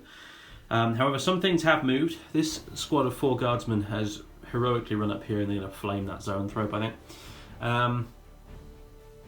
Meanwhile, this other reserve squad has moved up as well. The Hellhound has pulled back away from the Tervigans, just hit the reverse and gone back into that building. And over here, Captain Altair has run back over here to take over by these tanks, and this tank commander has moved very, very slightly this way, just to get his heavy flames in range of this Carnifex here. So, and everything else has stayed put, essentially. So, yeah. Now, it's the Psychic phase. And my Primaris Psyker here is going to be trying to smite this Tyranid warrior. So, and if I can kill him, that would free up the Bullgrins to be able to charge maybe the zone thropes, I'm thinking. So, he needs a 6 because of Shadow in the Warp. He gets a 7. Okay. That becomes a 6 because of the Shadow in the Warp. Yeah. I'll try and deny. Probably do it, won't he? 5, 6, 7. Yeah. Ugh. Sorry. Frustrating. Almost want to go retroactively go back and re-roll that one with a command point, but it's too late now. Never mind. I'll see if I can flame it instead or something. Oh, I can't though because it's in combat with me. Flipping it, that's annoying. Alright, never mind. Never goes according to plan anyway with this lot, does it? So, right, then, okay, so shooting phase now, and I think I'm going to just basically fire loads of las guns and stuff, and then come back to you with the aftermath. Okay, we're in the shooting phase, and the las guns have opened fire. Basically all the infantry squads have done their thing, and we've had some pretty good results, actually. This unit of warriors has been removed by disciplined volleys of las fire coming from out of these ruins here, which is, at the end of the day, what the Cadians are famous for. So, job well done from them. I should point out, we haven't filmed any of it on camera, but these Kazakin, now because this is narrative, Dan very graciously offered to allow me to issue them orders with my Cadian commander, because normally you wouldn't be able to do that, because technically these Kazakin, I have to run them as scions, because Kazakin themselves don't have rules anymore. But Kazakin are part of this Cadian regiment. Logically, in the narrative, the commander should be able to issue them orders just the same as any of the other infantry squads. But due to the way the rules work and them being counts as scions, he couldn't. So Dan basically said, "Screw that." Yeah, screw that. Do you want to? If you want to give them orders, you can. So yeah. I've been giving them first rank fire, second rank fire, and what have you. I haven't used the scion specific orders because they're not scions. Because they're not scions. They're Kazakin. It's completely different, I assure you. They only have the same exact equipment, but they're definitely completely different. Photocopy unit entry in the back of the book. Yeah, it just bloody Kazakins. Why can't you be a unit anymore? It's annoying. Anyway, I even like those old models. They're good. As metal ones go. Anyway, they are very pretty. So, I wish I could get more, but God, they're expensive now on eBay. So, what else has happened is we killed a Zoanthrope with some volleys of lasgun fire, and we took a wound off the Tervigan as well. So, all things considered, not bad from the guardsmen. They made up for the last turn anyway. So, now we get into the interesting stuff. So, I'm going to start with the Ratlings. They're all going to open fire at the Neothrope at the back there. Now, there was some choice to be made here, because I could have also fired at the Magos at the back here. Decided not to, however. Not really in my interest to do this, because if I kill the Magos, I get a point for Slay the Warlord. Now, also worth pointing out, more house rules incoming. The Fire Sweep mission we're doing doesn't actually have Slay the Warlord as an objective, as a secondary objective normally, but we decided to include it anyway because it's cool. Yeah, it's cool. Like, why would you not want to throw it in there? It's fun. And Stan said he made the Magos his warlord just to provide a point on offer for that, thanks to his actions last time. However, I decided to have the Ratling shoot the Neurothropes anyway, or the Neurothrope singular anyway, because that's just what they would have been ordered to do. Before, as the battle was starting and the colonel sent them up there onto that building to take firing positions, he would have told them, shoot the big brain bug. If you see one, shoot that. That's top priority. So that's what they're going to shoot. Makes the most narrative sense in my mind, as opposed to shooting the random Magos at the back, who, let's face it, they don't know his history just yet. Because the survivors of his previous ambush haven't arrived yet to tell the story. So that's the way I'm playing it. Role-playing, folks. So I am going to shoot these Ratlings. 8 shots in total, because there are 8 Ratlings. And they are going to hit on 3s. Oh dear. Alright, they're not Cadians, they're Auxilia, so don't get to reroll those 1s. But we do now wound on 4s. We get 1 wound, no mortal wounds once again, unfortunately. So 1 save. Yep, saved. Okay, so that did nothing, unfortunately. I'm now going to shoot this sniper team here at the Neurothrope as well. So that's 3 snipers hitting on 4+. Well, that's just insulting. Not even any 1s to reroll. Okay. So with those out of the way, that's my snipers done. The Hellhound has popped smoke. I should point that out as well. I need to get some like cotton wool smoke marks or something for that. But the Hellhound has popped smoke since he can't shoot this turn anyway, having fallen back. And I guess we're going to move over here now to the tank area of the battlefield. of the two Carnifexes. I'm going to have to do a little bit of thinking as I prioritise my fire here. Alright, after a bit of decision making, and I've just realised there's a wound dice here, and I don't know why it's there. I think it was from one of the weapons teams. Alright, some decision making has occurred. The tank commander is going to begin first with his heavy flamers at this Carnifex here. I'll start with the heavy flamers themselves, so it's 2d6 auto hits. 6. That's okay. It's not really, it's less than average, but whatever. Now these will wound on flanks. However, I got a way more than average wound roll, so that's okay. So that is 4 wounds at -1. Okay, 4 up saves. Passed 2, failed 2. So he's got 2 wounds left. 2 wounds left. This should finish him then. Let's go heavy bolter. He did move, so this will hit on a 4+. Well, 5+. Oh yeah, 4+ because he's a tank commander. Yep. And yeah, 1 wound. Okay. -1. Passed. Passed. Alright, now the big gun, the battle cannon. And as always, folks, in case you're new here, I know it's a Vindicator cannon on there. Not Vindicator cannon? What am I talking about? Vanquisher, that was it. I knew it began with a V. I know it's a Vanquisher cannon on there. I use Vanquisher cannons as battle cannons on all of my tanks. It's just, I consider it a sort of kind of kit bash conversion thing. I just like the look of it more. If I was going to run actual Vanquishers, I'd get the Forge World ones with the really massive cannons on them. So just a heads up there, in case anyone's wondering. But yeah, 2d6 from the battle cannon. I can re-roll these because pound them to dust. Not that I need to. Every time I do that, I never actually need to. It's an insurance policy. Yeah. Alright, so 10. Okay. Grab another 4 dice from over here. And these will hit on 3s. 4s. Yes. Because... Oh. Oh my. Ooh. Oh my. That's not tasty. That's not bad. Alright. 3s to wound as well. Yep. Not so great with the wound rolls, but yeah, 3 wounds. Okay, 3 wounds at -2, so I'm on 5 ups.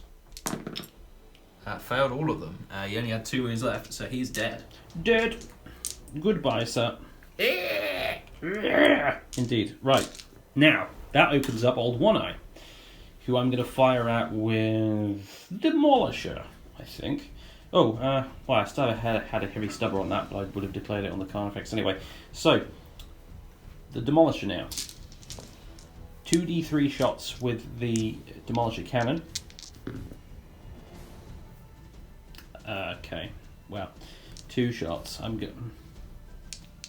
Don't want a command point reroll one of them. Do I?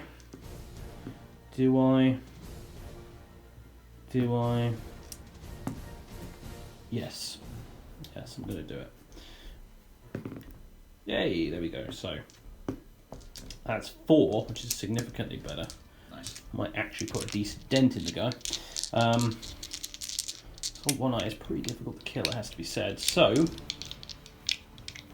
these will hit on 4s, because he doesn't have a minus on him, does he? That's correct. Good, alright. So yeah, hitting on 4s, re-rolling 1s. God, didn't need to though.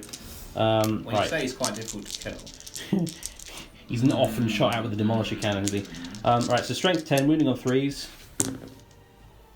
So that is... yeah. 3 wounds. -3, isn't it? -3, yes. 6 is. Oh, no. All 3 go through. 3d6 damage. He's dead. Oh my goodness. He doesn't have catalyst type thing or anything like that? No. That was cast over there. Wow, okay. That, kids, is what Demolisher cannons do. If you can fire 2d3 shots instead of 1d3 shots, looking at you, Vindicators, GW, you need to do something about Vindicators, because they're really rubbish at the moment. But with the Lehman Rush, you can kind of get away with Demolisher cannons, because they get to fire twice. Alright, so that's that removed. Cool. I now need to figure out what on earth is in range of this Hellhound now. Okay, so Tank Corner has done its job in unprecedented style. I did not expect this to kill old One-Eye. I didn't even necessarily expect him to kill that Carnifex, really. But it happened. this Hellhound now has nobody to shoot at because nothing's in range. Did measure these guys up. We're like that far out, so nothing in range to shoot at for the Hellhound. That leaves me with this heavy weapons team and the Basilisk. I'm going to do the Basilisk now. That's going to be shooting at the Turbigon. And we've just been remarking off camera on how much stuff has died, and this is still turn 2. It's a little bit crazy. So we can only assume it's because the two armies started off so close to each other. But yeah, alright, so 2d6, pick the highest for the Basilisk. Such a nice ability. So 4 shots. 4s are rolling 1s. Okay, 2 hits on the Turbigon. 2 wounds on the Turbigon. It's -3, yeah? So yes. 6s. Saved 1. Alright. So. D3 damage. 2. And I will try and catalyst them away. Yep. Yeah, 1 goes through. Alright. Take that. And that leaves me with this lot here. So it's going to be 2 crack missiles and a heavy bolter, basically. So let's do the bolter first. 4s to hit, reroll once. Not bad. And 5s to wound. 1 wound. Minus. Saved. And then 2 crack missiles. Reroll. 1 hit. 4 plus to wound. No wound. Okay. That's my shooting done. Unless I've forgotten something, but I don't think I have. So there you go. I'm not going to be doing any charges. So we'll jump straight into the fight phase to resolve this little combat here. So 4 attacks from the Bonehead. 3 from the other Bulgrin. Smacking this lone remaining Tyranid warrior. Yay. 3s to hit. And 3s to wound. Okay, 3 wounds. Okay, it's -1, yeah? Yep. 5 up saves. Nice one. That's So 1 goes through, yep. does 2 damage. Okay, so he's got 1 wound left. And now he may fight back. He will. Kill that 1 wound dude. 4 attacks with the bone sword. 3 hits. 5's the wound. 1 wound. -2. 4 up save. Fails. Okay, that kills that 1 wound And dude. he is dead. Hurrah. Oh, I was hoping that would go a bit more in my favour than it did. Yes, it's just the Bonehead versus the lone warrior. I like it. Alright. Well, that concludes Imperial Guard turn 2. And I don't think I have any morale to do. You don't have any morale to do. Nope. So on to Tyranids turn 3. It's only turn 3! What the heck, man? Alright, turn 3 it is.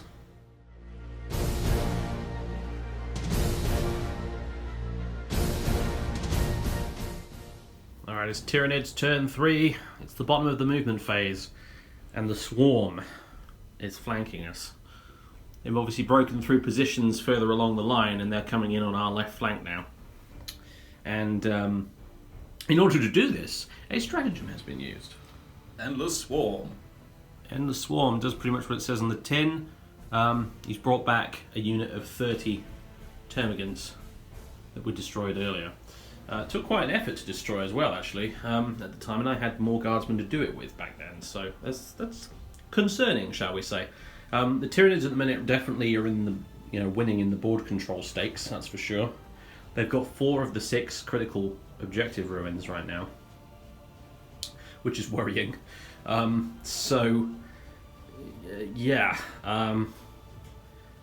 Worrying times, perhaps. We have destroyed most of their real heavy hitters, however. So now it's basically swarms and swarms of Griblies coming at us, and we've got swarms of Griblies that are surrounding us right now. So it looks very epic. It's very cinematic. I do like it. As the swarm closes in around this company isolated in the middle of this ruined chapel here with their tanks on the flanks and stuff. It's cool. It's very good. It makes things kind of interesting, actually.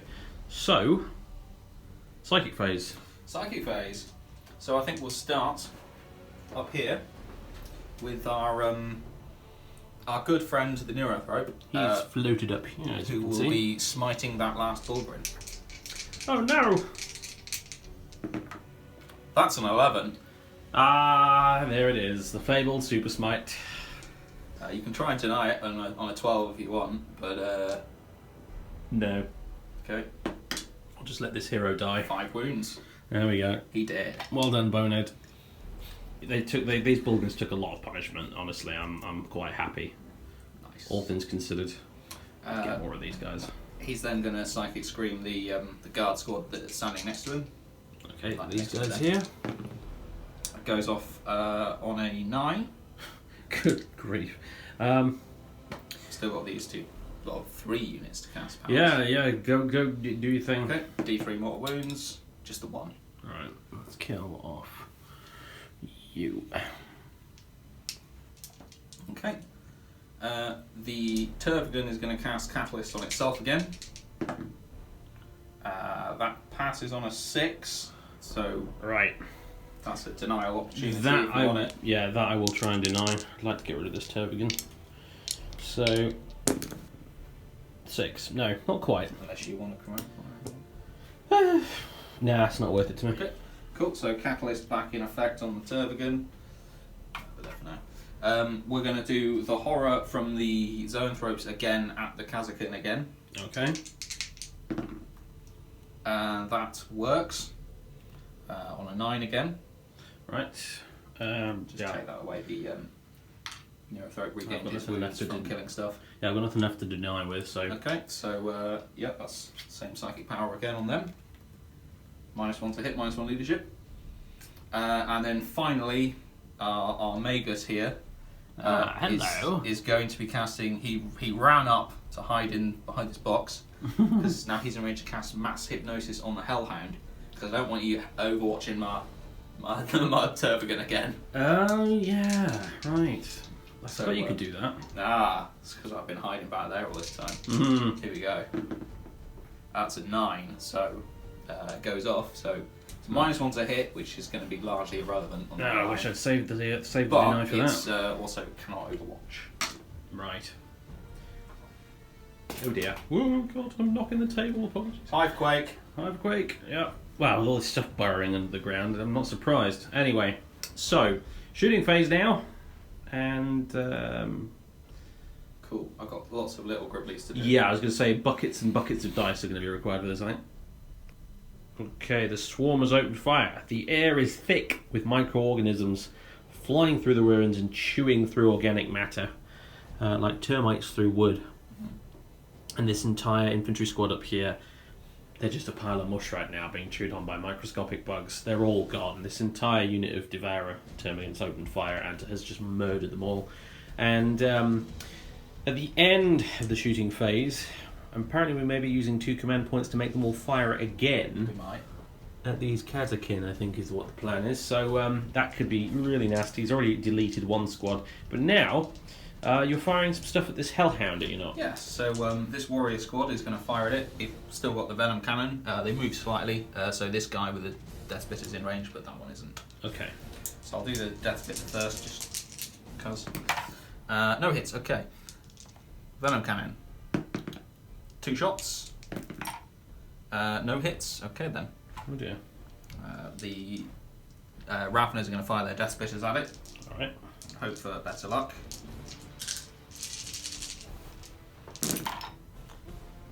2, 3, 4, 5 hits. That's quite good. 5's to wound though. 2 wounds at -1. Alright. 2 4-ups. Save 1, fail 1. And that is how much damage? Just 1. Just 1. Alright, he's on 2 left. Okay. The warrior over there, who was fighting a Bulgrin, is going to fire his regular venom cannon at the other Hellhound. I would fire it at that one, but he can't see it. Okay. So it's going to be That warrior survived 2 shots, a lot longer no hits. than I thought he would. He's not hit anything right now, but No, still, he's still alive. to think I wanted to try and smite him and then charge the zone throats. That plan went in the bin ages ago. Okay, so The Tervigan's going to fire its Stinger Salvo at. Let's fire it at that closest guard squad, just because. These guys here. I might actually kill a couple.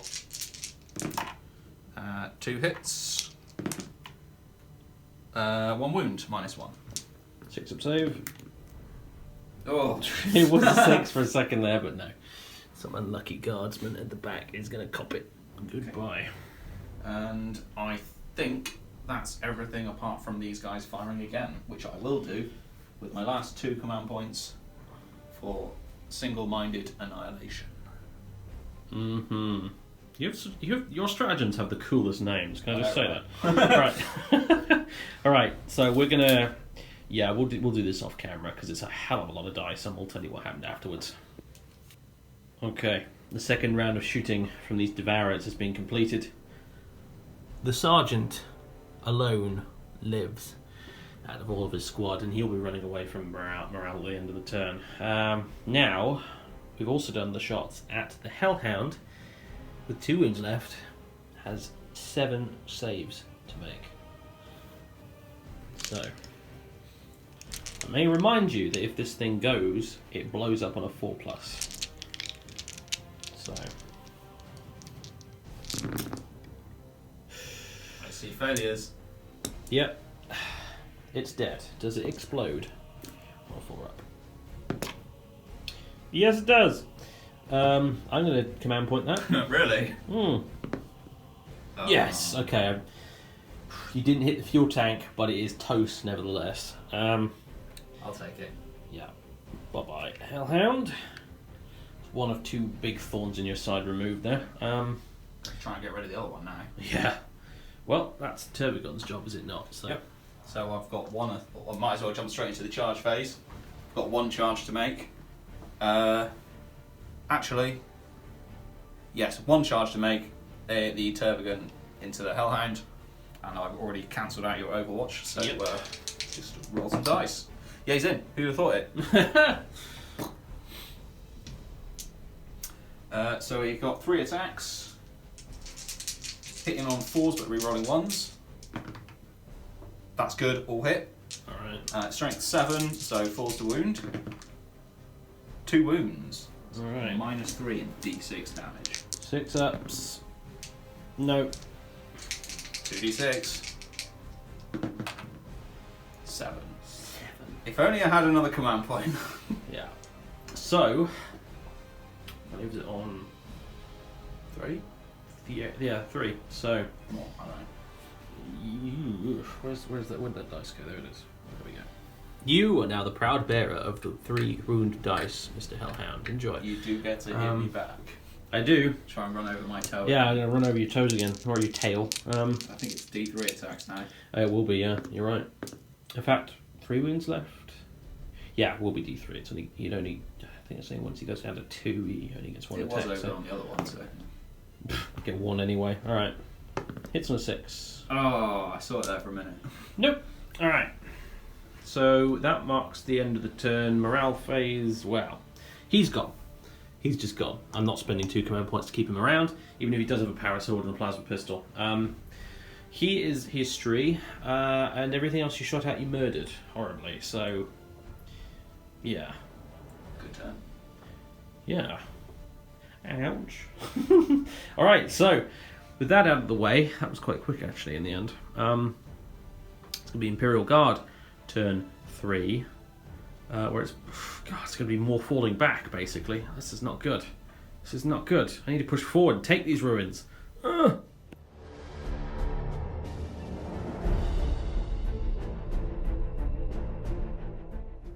Alright, it's guard turn 3. Bottom of the movement phase, and this is how things look. Tank commander has moved up here, keeping within his grinding advance limit. He's going to open up with his flamers and pretty much everything actually. This big gaggle of gaunts here, they need to be severely culled because they're not good. Those Devourers are really nasty. Meanwhile, elsewhere, Van Graff has retreated back with his command squad a bit so that he can issue some orders to this heavy weapons team. This squad has remained stationary and the Hellhound has fallen back again. And everything's remained still over here in the field hospital. So that's how things stand at the moment. I have only one troops choice left on the table right now, and that is this infantry squad here, which is not good from a must take objectives perspective at all. Really bad, in fact, especially since I'm being outnumbered so heavily on the troops front by all of these termagants right now.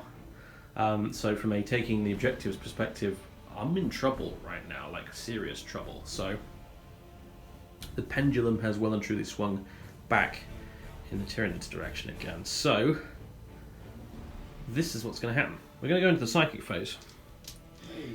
And where's my psyker? There he is. I'm going to smite this Tervigan. You can try. I need 2 dice for smiting. Not a weird vein psyker. Right. Needing a 6 because Shadow in the Warp. That'll do it on a 9, which becomes an 8 because of Shadow in the Warp. Nope. Nope. Alright. D3 mortal wounds for 2. Okay. No, I still have Catalyst on the Tervigan, so 5 ups to ignore them. Nope. 2 go through. He's down to 6. Good He's start. degraded.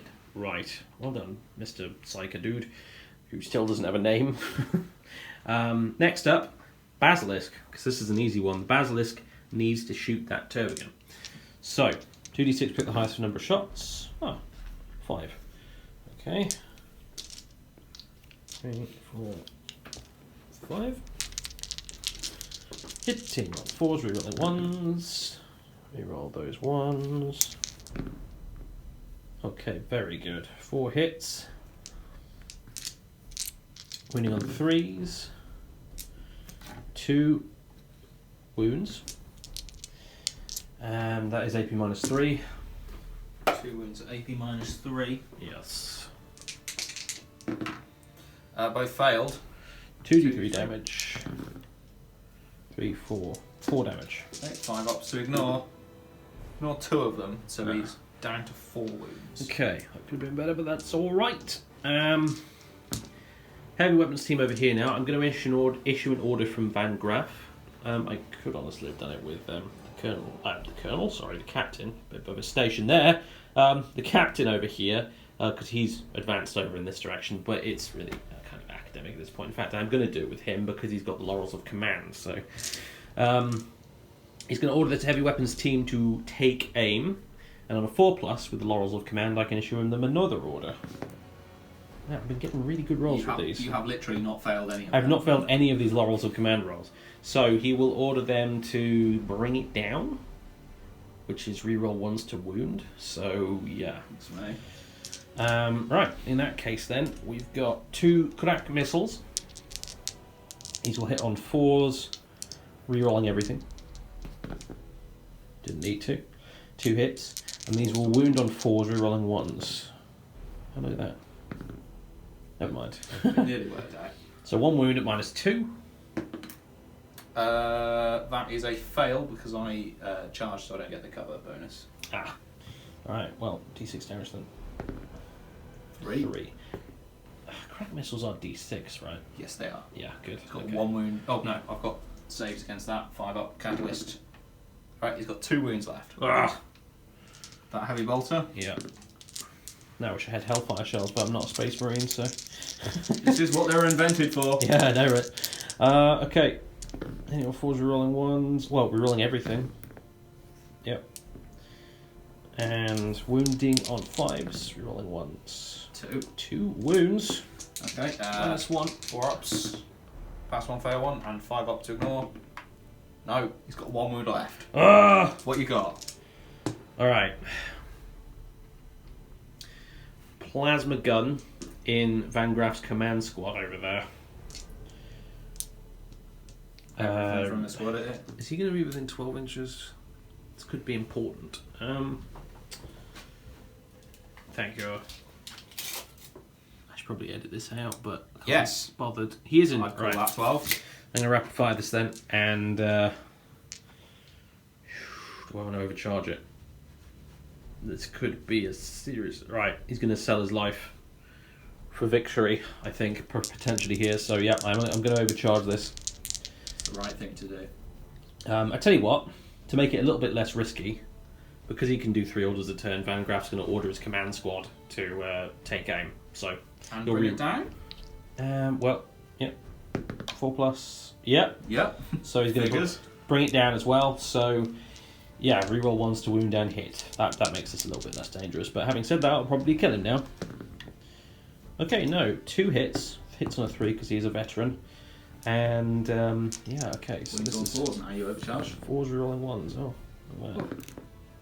Oh. 2 wounds. Okay, 6s to save. Target locked. Failed them both, so that's 4 wounds. So I need 4, 5s, and 6s to survive. No, the Tervagun dies. Does it do a death throws thing? Yes, Ooh. but it has a special death throwsy explodey rule called synaptic backlash. What it means is every unit of Termagants within 6 inches automatically suffers D6 mortal wounds. Whoa, I didn't know that. Okay. This is why you shoot the bigger ones first, right? So this unit suffers 5 mortal wounds, and that unit suffers 3 mortal wounds. Where is he? What a You hero! Medals. Tea and medals for you when you get home, mate. Look at him, he's even got a wounded arm and everything. He did that one-handed. Look at that. Oh, what a hero. Alright. There's a reason he's in the command squad. Okay, so. Alright, the shooting phase continues. This little blob of gaunts here has been eliminated by these guardsmen. First rank fire, second rank firing with a flamer and a bolt gun and the kitchen sink. And they're gone, so that's a unit eliminated, which is good. The snipers up here also opened fire, but characteristically missed every single shot again. Well done them. Now it's the Ratling's turn, and they this time are going to fire in the Magos, because here's the horror shenanigans. Knocking out one of our tanks from being able to fire Overwatch here, this Hellhound, was bad news. So target priority's changed, he needs to die. So 8 shots, hitting on 3s. Ooh, okay. Now I begin to wish I should have shot the Neurothrope instead. Alright, now, this is... he's toughness 3, yeah? Yeah. Alright, so this is 3s to wound and 6s do mortal wounds in addition. Yay. I finally got a 6, hooray. So, yeah, that's 1, 2, 3, 4, 5, 6, 7 plus a mortal wound. So he takes 1 wound and then 7 5-up saves. He would get a cover save, but you're in an elevated position, so ignore that. Yep. So 5 ups. Yeah, he's dead. Pow. He's gone. That thorn in the Imperium side has been removed for now. Question was it a headshot, or did we just get a body shot on him? Next up, this tank commander unloading absolutely everything into this huge blob of termagants here. So I'm going to do the flamers first. 2d6 auto hits for 7. I've rolled that a few times now. Got 1 command point left. No, I'm going to have to save that for take cover potentially. So 7 it is. 6, 7. And these will wound on 3s. Okay. Very good. I will give him the self-order thing of pound them to dust. Not that it will affect this, but hey. So that is 1, 2, 3, 4 at -1. Okay, so they're in cover, so it's a 6-up save. No, 4 dead. Okay, that's 4 down. Heavy bolter on the hull. 3 hits. 3 wounds, -1. Okay, same again. That's another 3 down. Okay. Now the battle cannon. So 2d6, re-roll any or either of these. Re-roll that 2. Okay, 10. Very good. So grab some more dice here. Right, this is very overkill for termagants, but we're doing it. Gonna lob a big high explosive shell into the middle of them. So hit first. yeah, I'm gonna hit first. So 3s to hit. All right, he did move. So no re-rolling the 1. 2s to kill. 2s to kill, yeah. Okay, rolled a couple of 1s, but yeah, 1, 2, 3, 4, 5, 6, 7 more dead gaunts. Gants. Heavy stubber as well. Just forgot that. Okay, that is 2 hits. 3's the wound. 1 wound. We'll get a full 5 up to save against that. No, okay, it's another one down. So they lost 15 from that tank. Nice. Tank strong. Alright, so now that leaves the Demolisher, which, well, you can just kill more gaunts, I think. Alright. I'm going to do the Demolisher cannon first. This is 2d6 shots, this is, because It's more than 5 guns. yeah, there's more than 5 models in the target unit, so this is actually 2d6, which is pretty crazy. So, oh gosh. Okay, that's 11 to go. Hit number 4s, rerolling 1s. Roll these 1s. That is a really bloody good roll. Like, wow. Okay, is that 3? Yeah, get rid of you. And now killing on 2s. Rolled another 2 1s, but yeah, 1, 2, 3, 4, 5, 6 dead termagants. And now 3 heavy bolters. So again, hitting the 4s, rerolling 1s. Okay. You reroll these 1s. And wounding on 3s. 1, 2, 3, 4 wounds. 6s. 4 more dead. Okay. There's 2 left. 2 left. Alright. I think I'm out of gun. I have officially run out of gun. There's nothing left for me to shoot with, so it'll just have to stand at that, I suppose. Right. Killed a bunch more bugs. You could sum up each of my turns like that, Race. Basically, shot some more bugs. But it was pretty epic. Plasma gun killing the Tervigan was the highlight for me, I think. Alright, so I've secured no more of the board whatsoever. I've just basically eliminated more waves of fleshy, chitinous, buggy things coming at me. And there's more over there on the inbound as well. There's more here. How many command points do you have left? None. None. So no more respawning gaunts after this. So there's that at least. But now I've I got a point for killing the Magus as well. Yeah. So there's that. So you're in the lead. Yeah, I'm technically in the lead, 1 point to nothing. So yeah, I'm not going to do any charges because that would be insanity, and therefore I don't think there's any morale for you to do still. No, is there? Everyone's within Sideout's range. So yeah, there you go. Tyranid's turn 4 then, I think. So let's see what happens.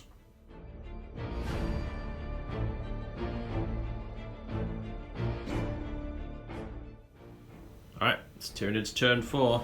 Hive Fleet Goliath is closing the noose around my brave Imperial Guardsman that is still standing here. As you can see, particularly these psychic horrors here, they've moved up probably to do something really nasty.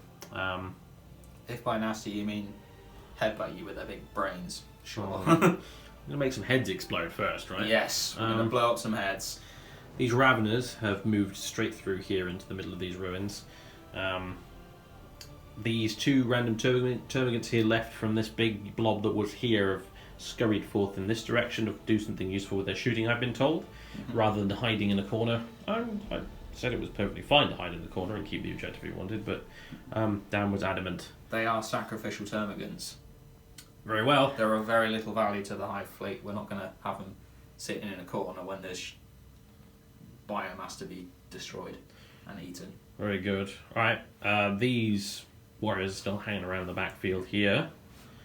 And that's about all there is to say. The cultists are still chilling on top of their building over there, securing that objective. Very good. So yeah, now comes the onslaught of shooting and psychic stuff, basically. So brace yourselves, lads. Alright, psychic. Psychic phase.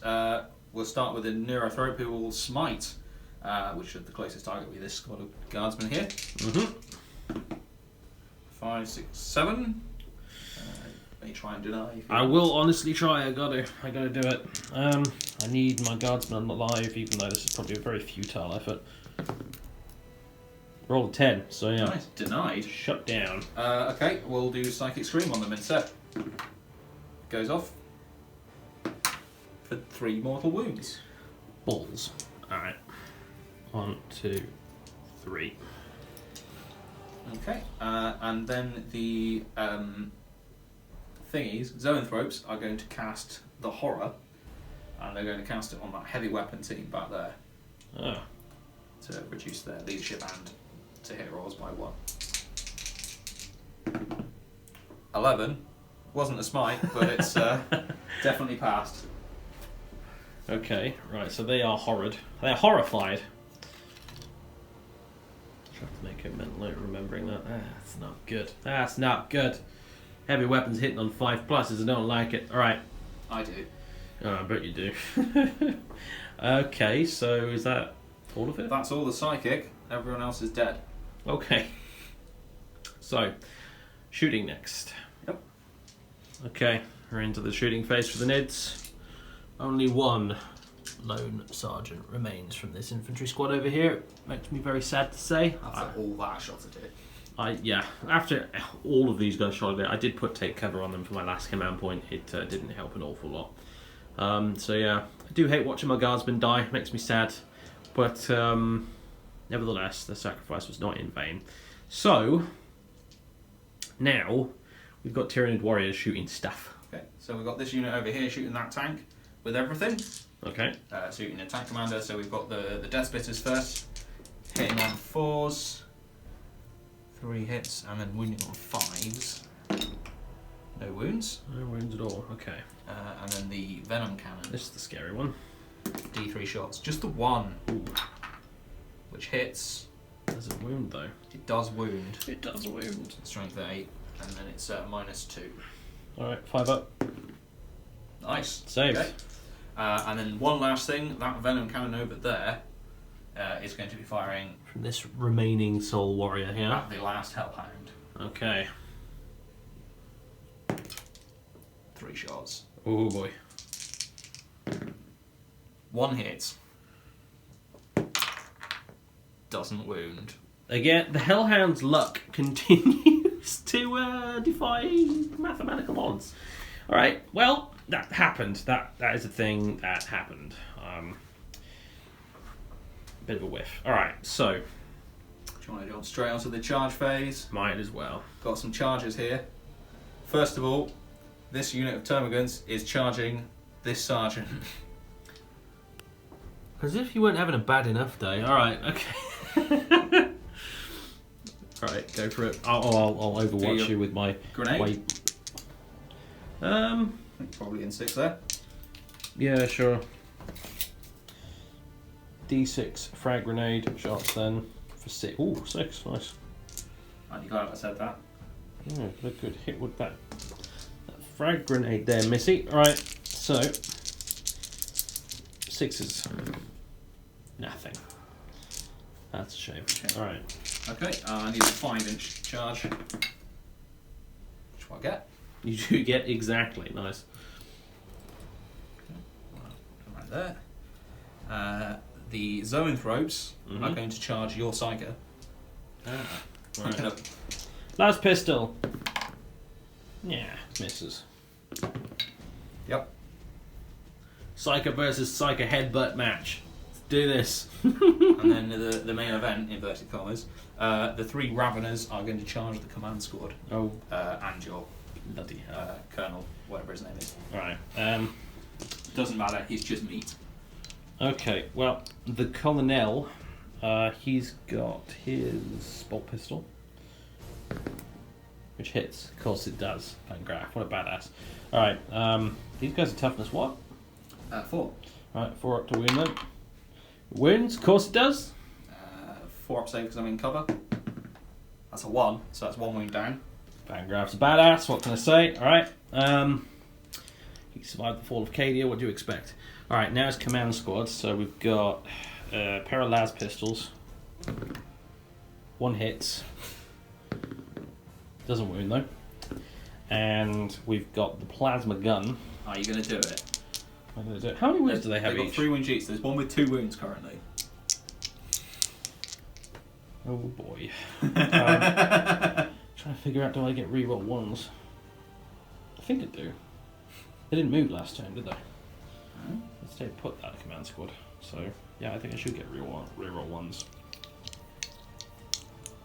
Yeah, because Cadian and all that. Yeah, I think so. I think it applies to Overwatch. Makes sense to me. Right, in that case, then yeah, I will overcharge. Roll that one. Doesn't die, but nothing hits, and there's a lone lasgun in there as well with a Voxcaster, which doesn't hit either. So, okay, so chargers, I'm not quite sure what I need, but it's not very much. 6 will do it. All right. Okay, boys and girls, we're in the fight phase, and the sergeant was killed. Unfortunately, only had 1 save to make, but failed it tragically. So she's gone. The Primaris Psyker now finds himself surrounded and in combat. The Zoanthropes have already attempted to headbutt him, but have done absolutely nothing. He made 2 5-up saves. And now, it's the Raveners tearing into my command squad. Van Graff has, true to character, he has heroically intervened, so he'll be smacking him with his chainsword. Unfortunately, all he has got is a chainsword, so nothing cool like a power fist, so...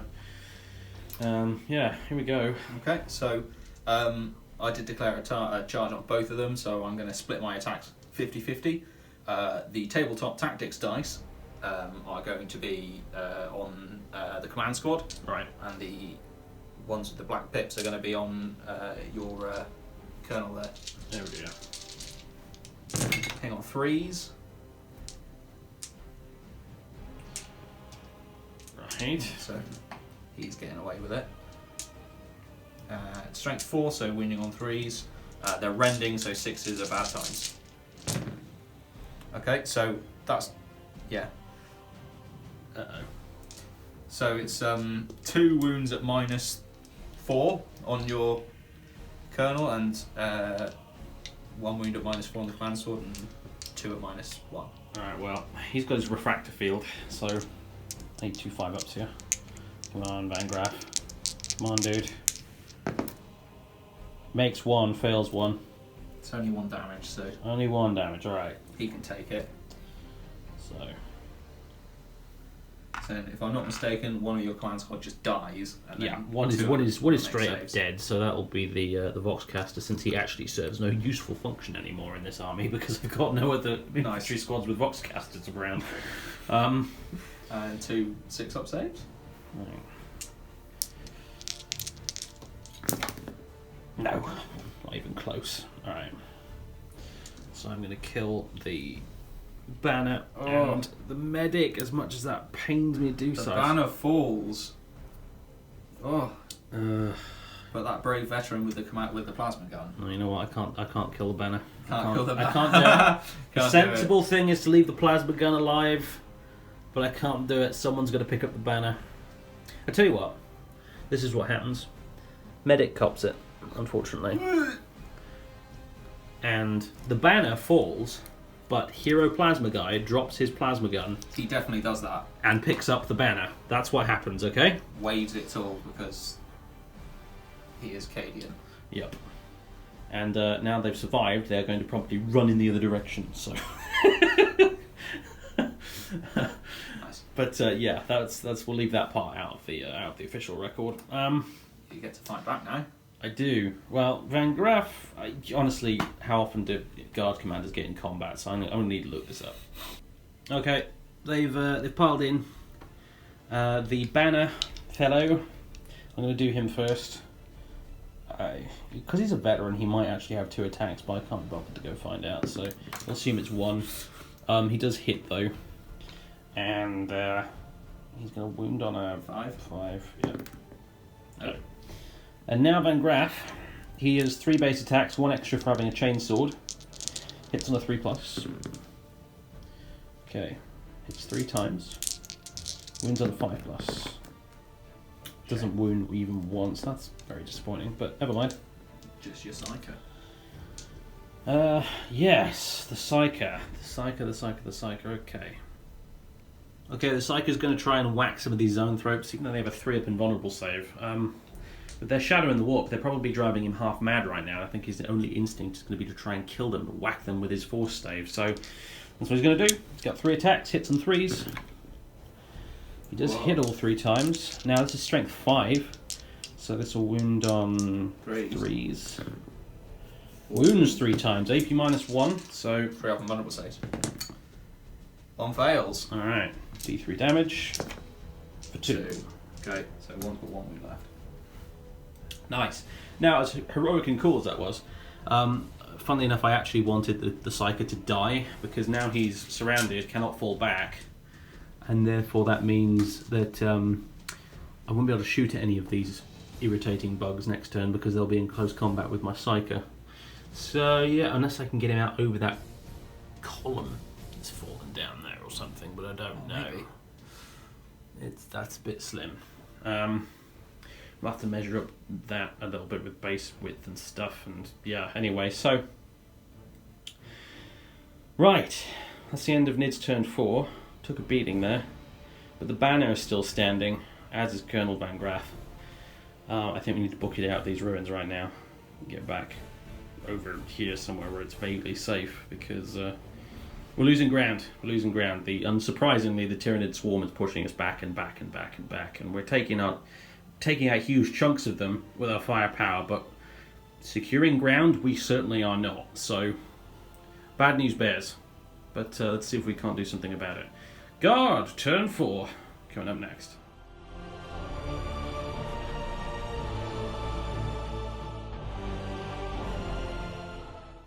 Okay, folks. Turn 4 movement phase for the Imperial Guard looks like this. The Hellhound has stayed still. I probably should have moved it actually. I don't know why I didn't, but hey. Absent-mindedly just left it there. It wouldn't have moved far anyway. Meanwhile, though, Van Graff and the Standard Bearer have fallen back over here, out of combat. Captain Ardeo has jumped into this trench here. The Tank Commander has reversed back here to get good shots on these units. And the Demolisher has reversed to also get good shots on said units. And other than that, not an awful lot. They've stayed put, Basilisk has stayed put, Heavy Weapons team stayed put, although they have the Horror on them, lest we forget, which is very annoying. Ratlings are still staying put up there. Hopefully they can do something useful this turn. So this is how it stands really. Right now I'm being outscored. Were the game to end now, I would be outscored 5 points to 2. And I am being pushed back again and again and again into my corner right now. So the way this stands currently, this game, is if I want to win, I got to kill everything, pretty much. I got to kill everything, or at least kill enough stuff, so that I can run little infantry squads and stuff out there to camp on the ruins at the end and try and tip it in my favour like that. But yeah, right now it's it's close. It's real close. So I need to kill stuff. That's what it comes down to. I need to exterminate these bugs. So, we're going to begin that by going into the Psychic phase and having the Primaris Psyker, who has fallen back out of combat, climbed up over this fallen column thing here, and jumped out here. He's going to smite those 2 Zoanthropes. Or at least he's going to try to. Oh no, that's a fail. He needed a 6. In the warp denies you. Yeah. Couldn't focus. Too much all that psychic screaming in his head to focus his powers properly, so that has not worked out for him. Alright, Psychic phase now over. Shoot me. Time to go into the shooting phase. And, yeah. Don't know where I'm going to start exactly yet. Okay, Guard shooting phase. The Ratlings opened fire at the Brain Bug, the Neurothrope at the back here. They took 4 wounds off it. Really nice shooting there. And then they've failed me all game, but this sniper team finally did something useful. They shot at this Neurothrope, and I've put the dice away now. It's a bit awkward, but yeah, no, they rolled a 6 to wound, which is a mortal wound. So the Neurothrope is dead. Splat goes the Brain Bug. Okay, so that happened. That's a good omen, at least, I think. So now I'm going to move on to this Tank Commander. His Heavy Flamers and his Heavy Bolter are going into these Raveners here. And his battle cannon and Pallet Heavy Stubber as well will go into the Gants over there. So, I'll start off with the Heavy Flamers. Ooh. Another disgusting roll with those. Okay, so... You've been rolling pretty good with your random shot weapons. Yeah, I have. Not even Catachan. What's that about? Alright. It's almost as if they know that narratively it makes sense for them to be good in the Simplify game. Yeah. So yeah, this is going to be... Thanks, dice. 3+ wounds? Yep. Look at the 2s, man! Well, look at the 2s! What the hell? Alright.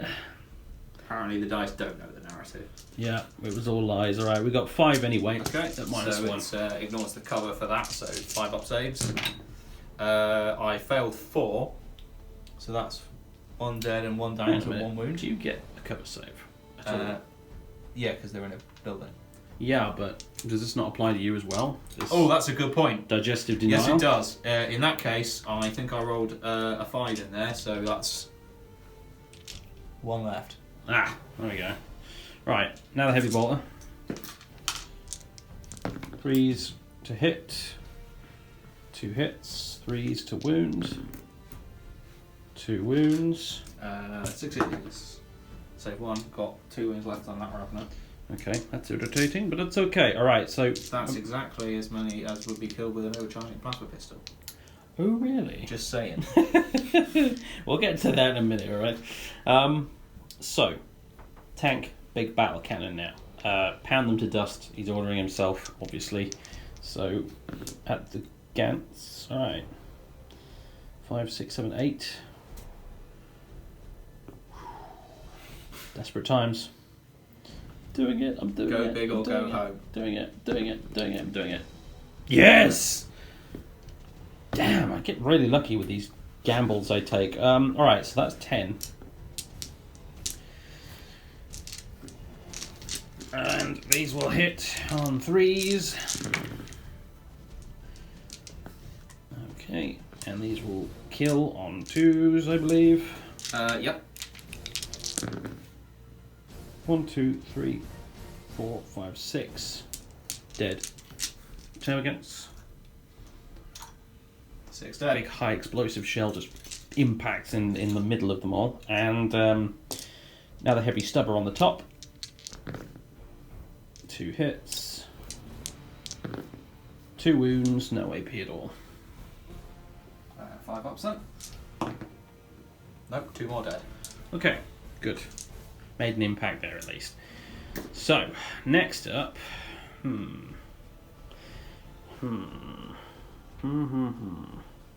wonder if Heavy Bolter on my plasma pistol. Yeah, sure, why, you know what? Okay, so Captain what's his face? I keep forgetting. Altair. Captain Altair. He's going to order himself to take aim. So we did move this turn, but he can reroll 1s. And yes, I'm actually going to risk this. It's happening. Yes. I'm overcharging the plasma pistol. Do it. Oh boy. Okay. At this Ravener, obviously. So here we go. Hits on a 3. Rerolls the 1s. Hits. Good. Needn't have worried. Non-issue. Complete non-event. Alright, cool. Phew. For those of you following at home, and you're not sure, that would have killed him if I'd rolled a 1 and then re-rolled it into a 1. Because with plasma, the bearer is slain, is the way it's worded. He doesn't just simply lose a mortal wound. You just be straight up dead. So I'm very glad that hit. Now, strength 8, toughness 4. Yes. So wounds on a 2. Alright, that's stupendously cocked. Right, it does wound. -3. Dead. Splat. Well done, Captain. Well done. Nice shooting there, sir. Alright, I'm also going to do some more ordering as well from Van Graff. He's going to order the heavy weapons team to take aim. And on a 4+, I can order them again. No, not this time. That's literally the first one. Finally failed one of those, what they called, rolls of command rolls. So, alright, well, they'll be taking aim then, if nothing else. While you're on it, is he ordering himself and that other guy to do Indeed. He is ordering himself to move, basically. So, run away! And he's also ordering this guy to do it as well. In fact, I'll do him first. So the banner, move. stuff. Is there any other order you could actually do to them if you move? I probably not, because they will have moved in advance. So yeah, they don't. They doing this. He can't shoot this turn if I do this. So there's no other order. There's no point in rolling. Yeah, no point in rolling for it. So he moves and advances 5. Nice. So yeah, I guess I'll just safely back over there. pop him back over there. Yeah, in the old field hospital. All right, and he's going to do exactly the same thing to himself now. So yeah, he's going to move and advance. He had a nasty rabbit bite. He needs to go back to the hospital. Stick him there. That's probably about right. Might Sorry get if an that's not infection for that. exact measurement. Yeah. So that's them out of the way. That's these guys ordered. We're supposed to resolve this immediately after I've done the order, but hey, whatever. I'm sure you guys don't mind me doing that slightly out of sequence. So now, right. I think this is going to be frag missiles for days, basically, at this blob of termagants over here. So, right. Ooh, actually, am I, though? Because I've also got a little blob of termagants here I need to kill. I'm going to shoot them. I've got the Hellhound still, you see, that can shoot them, although, actually, I don't know if its heavy flamers in range. Let me measure that up. Alright, the rest of the shooting has been concluded. Demolisher, Basilisk, opened fire, and I think the battle tank opened fire as well. I think we did that off camera as well at these Gants. Basically, I've killed a few, not very many. Bit pathetic, really. Not very interesting. Killed the Zoanthrope, and that's about it. So this is how it stands at the end of the shooting phase. Yeah, the Hellhound did actually torch that blob of gaunts, in case you're wondering where they went. But much whiffing was had. The frag missiles and heavy bolter over here killed in total, I think, 1 termagant, which was pretty poor. So yeah, right. Sorry guys if my short-term memory is a bit lacking at the moment. I had a very late night last night, and we've been playing for a long time today. It's been a really long game, so. Right, that's the end of Guard turn 4. It's going to be Nid's turn 5 now, which is going to be the penultimate turn of the game. It does end on 6 in this scenario, so yeah. I didn't kill nearly as much stuff as I hoped and wanted to in that turn, so. I'm pretty thin on the ground, though. Yeah, so you are thin on the ground, but what you've got is coverage. True. And I do not. So, alright, Nid's turn 5. Let's do this.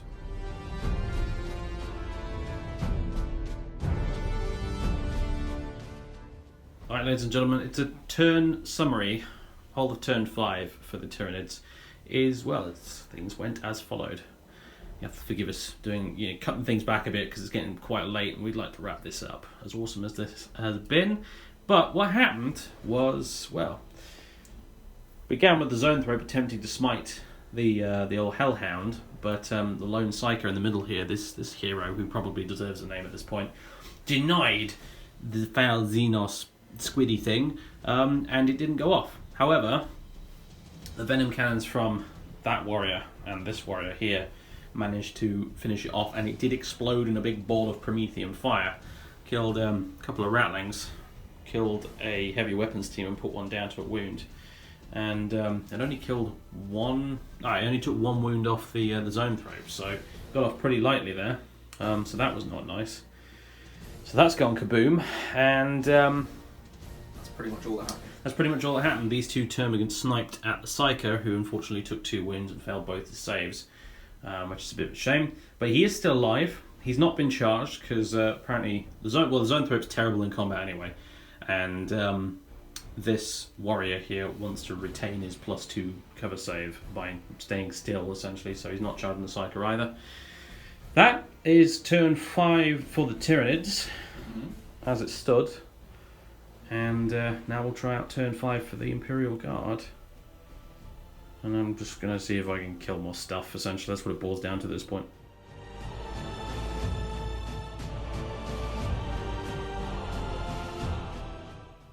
Alright folks, it's the turn 5 Imperial Guard summary.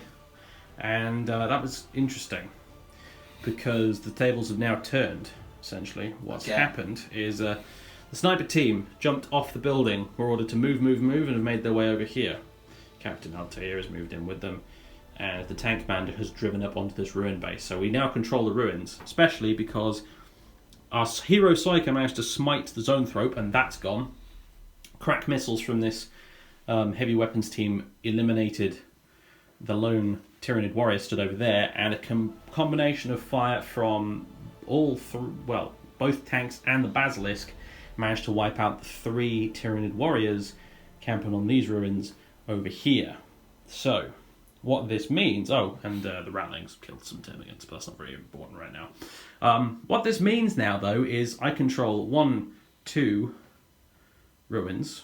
Wait, is that it? Yeah. Yep. I control 2 ruins. You control 2 ruins.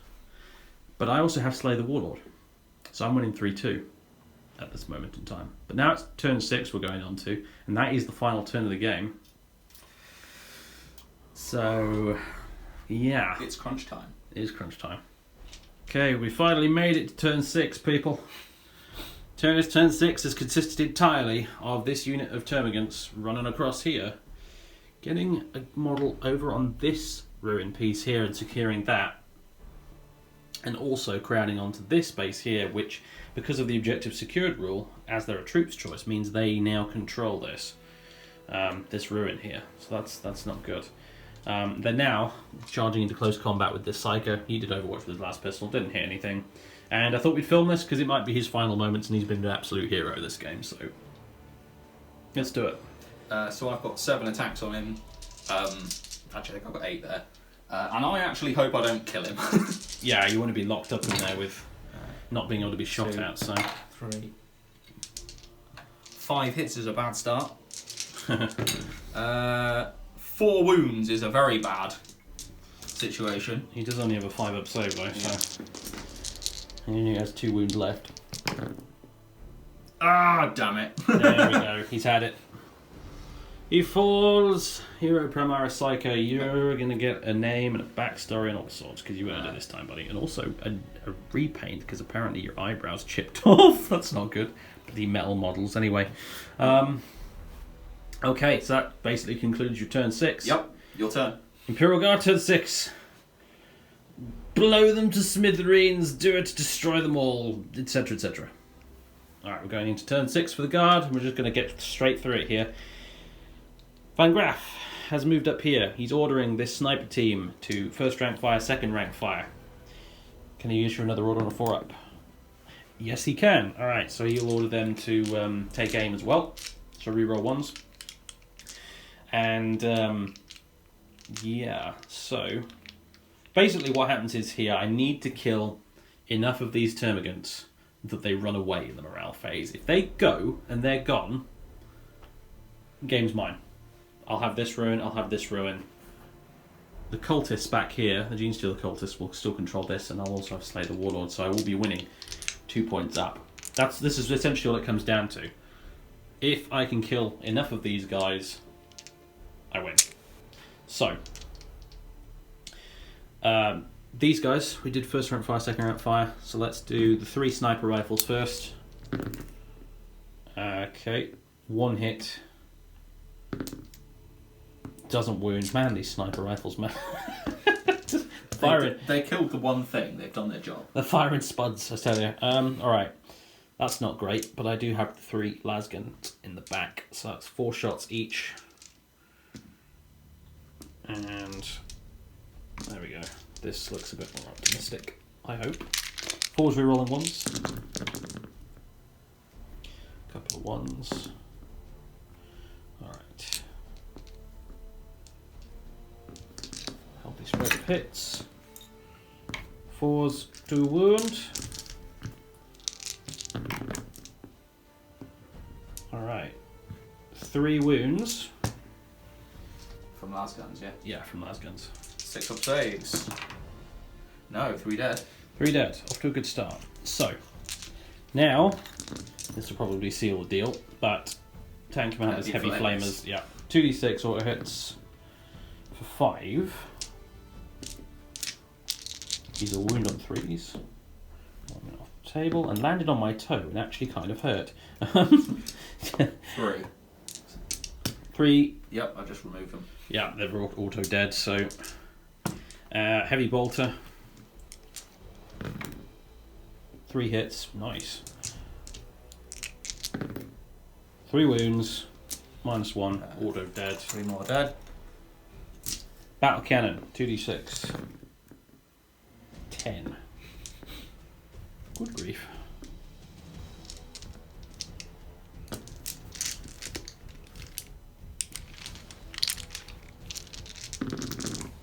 Okay, and This guy knows what he's doing. yeah, this Tank Commander's done pretty well a bit too, actually. Dare I say, slightly better than Hannibal did last time. Alright, and 2s to kill. Yeah. 5. Another 5, yeah. 5. Okay, heavy stubber. Heavy stubber, indeed. 3 hits. Okay, 3's to wound. 1 wound. 1 wound. Failed the save. Okay, there's 1 left. Do you want the honour to go to Van Graff or? He's a bit too far back, I think, actually, unless... Rubbish. Or your colonel with the plasma pistol there. He's a captain. Captain. Although I keep getting it wrong too. Keep calling him Colonel, folks, if you're watching at home, because his model used to be a special Imperial Guard character called Colonel Al-Rahim of Talon, and I'm just using it as my own character because that character's been discontinued now, you see. Alright, okay, yeah, actually, I think he can. Yep, he can fire with his bolt pistol. Alright, Van Graff. You were deadly accurate with this thing have earlier. The honour. So don't screw this up, mate, otherwise you're going to look really silly. 3's to hit. He hits. 3 to wound. He wounds. Kills. It's dead. The last termagant has been slain. The battle ends with the bark of Van Graff's personal bolt pistol. That's game. That is the game.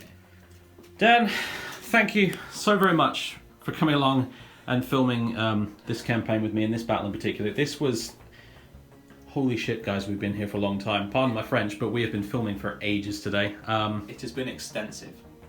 It's been extensive. I can see potentially now why people don't do Cities of Death battle reports very often, because it clearly makes the game a lot longer. With Guard against Tyranids. With, in particular, Guard against Tyranids. That was a 1750-point game. It felt like an apocalypse game as far as I'm concerned. It was ridiculous. But, there's a lot of stuff dead. Yeah, there's a lot of stuff dead. The death piles on either side right now are absolutely humongous. So, but there it is. We come to the conclusion of part 2 of this campaign, and the Imperial Guard have managed, by the skin of their teeth, to hold the Nids at bay for now in the ground floor of the Hive City. So that will affect the narrative going forward, and that will affect what happens for the next mission, which we're thinking is going to be some sort of tank battle, actually.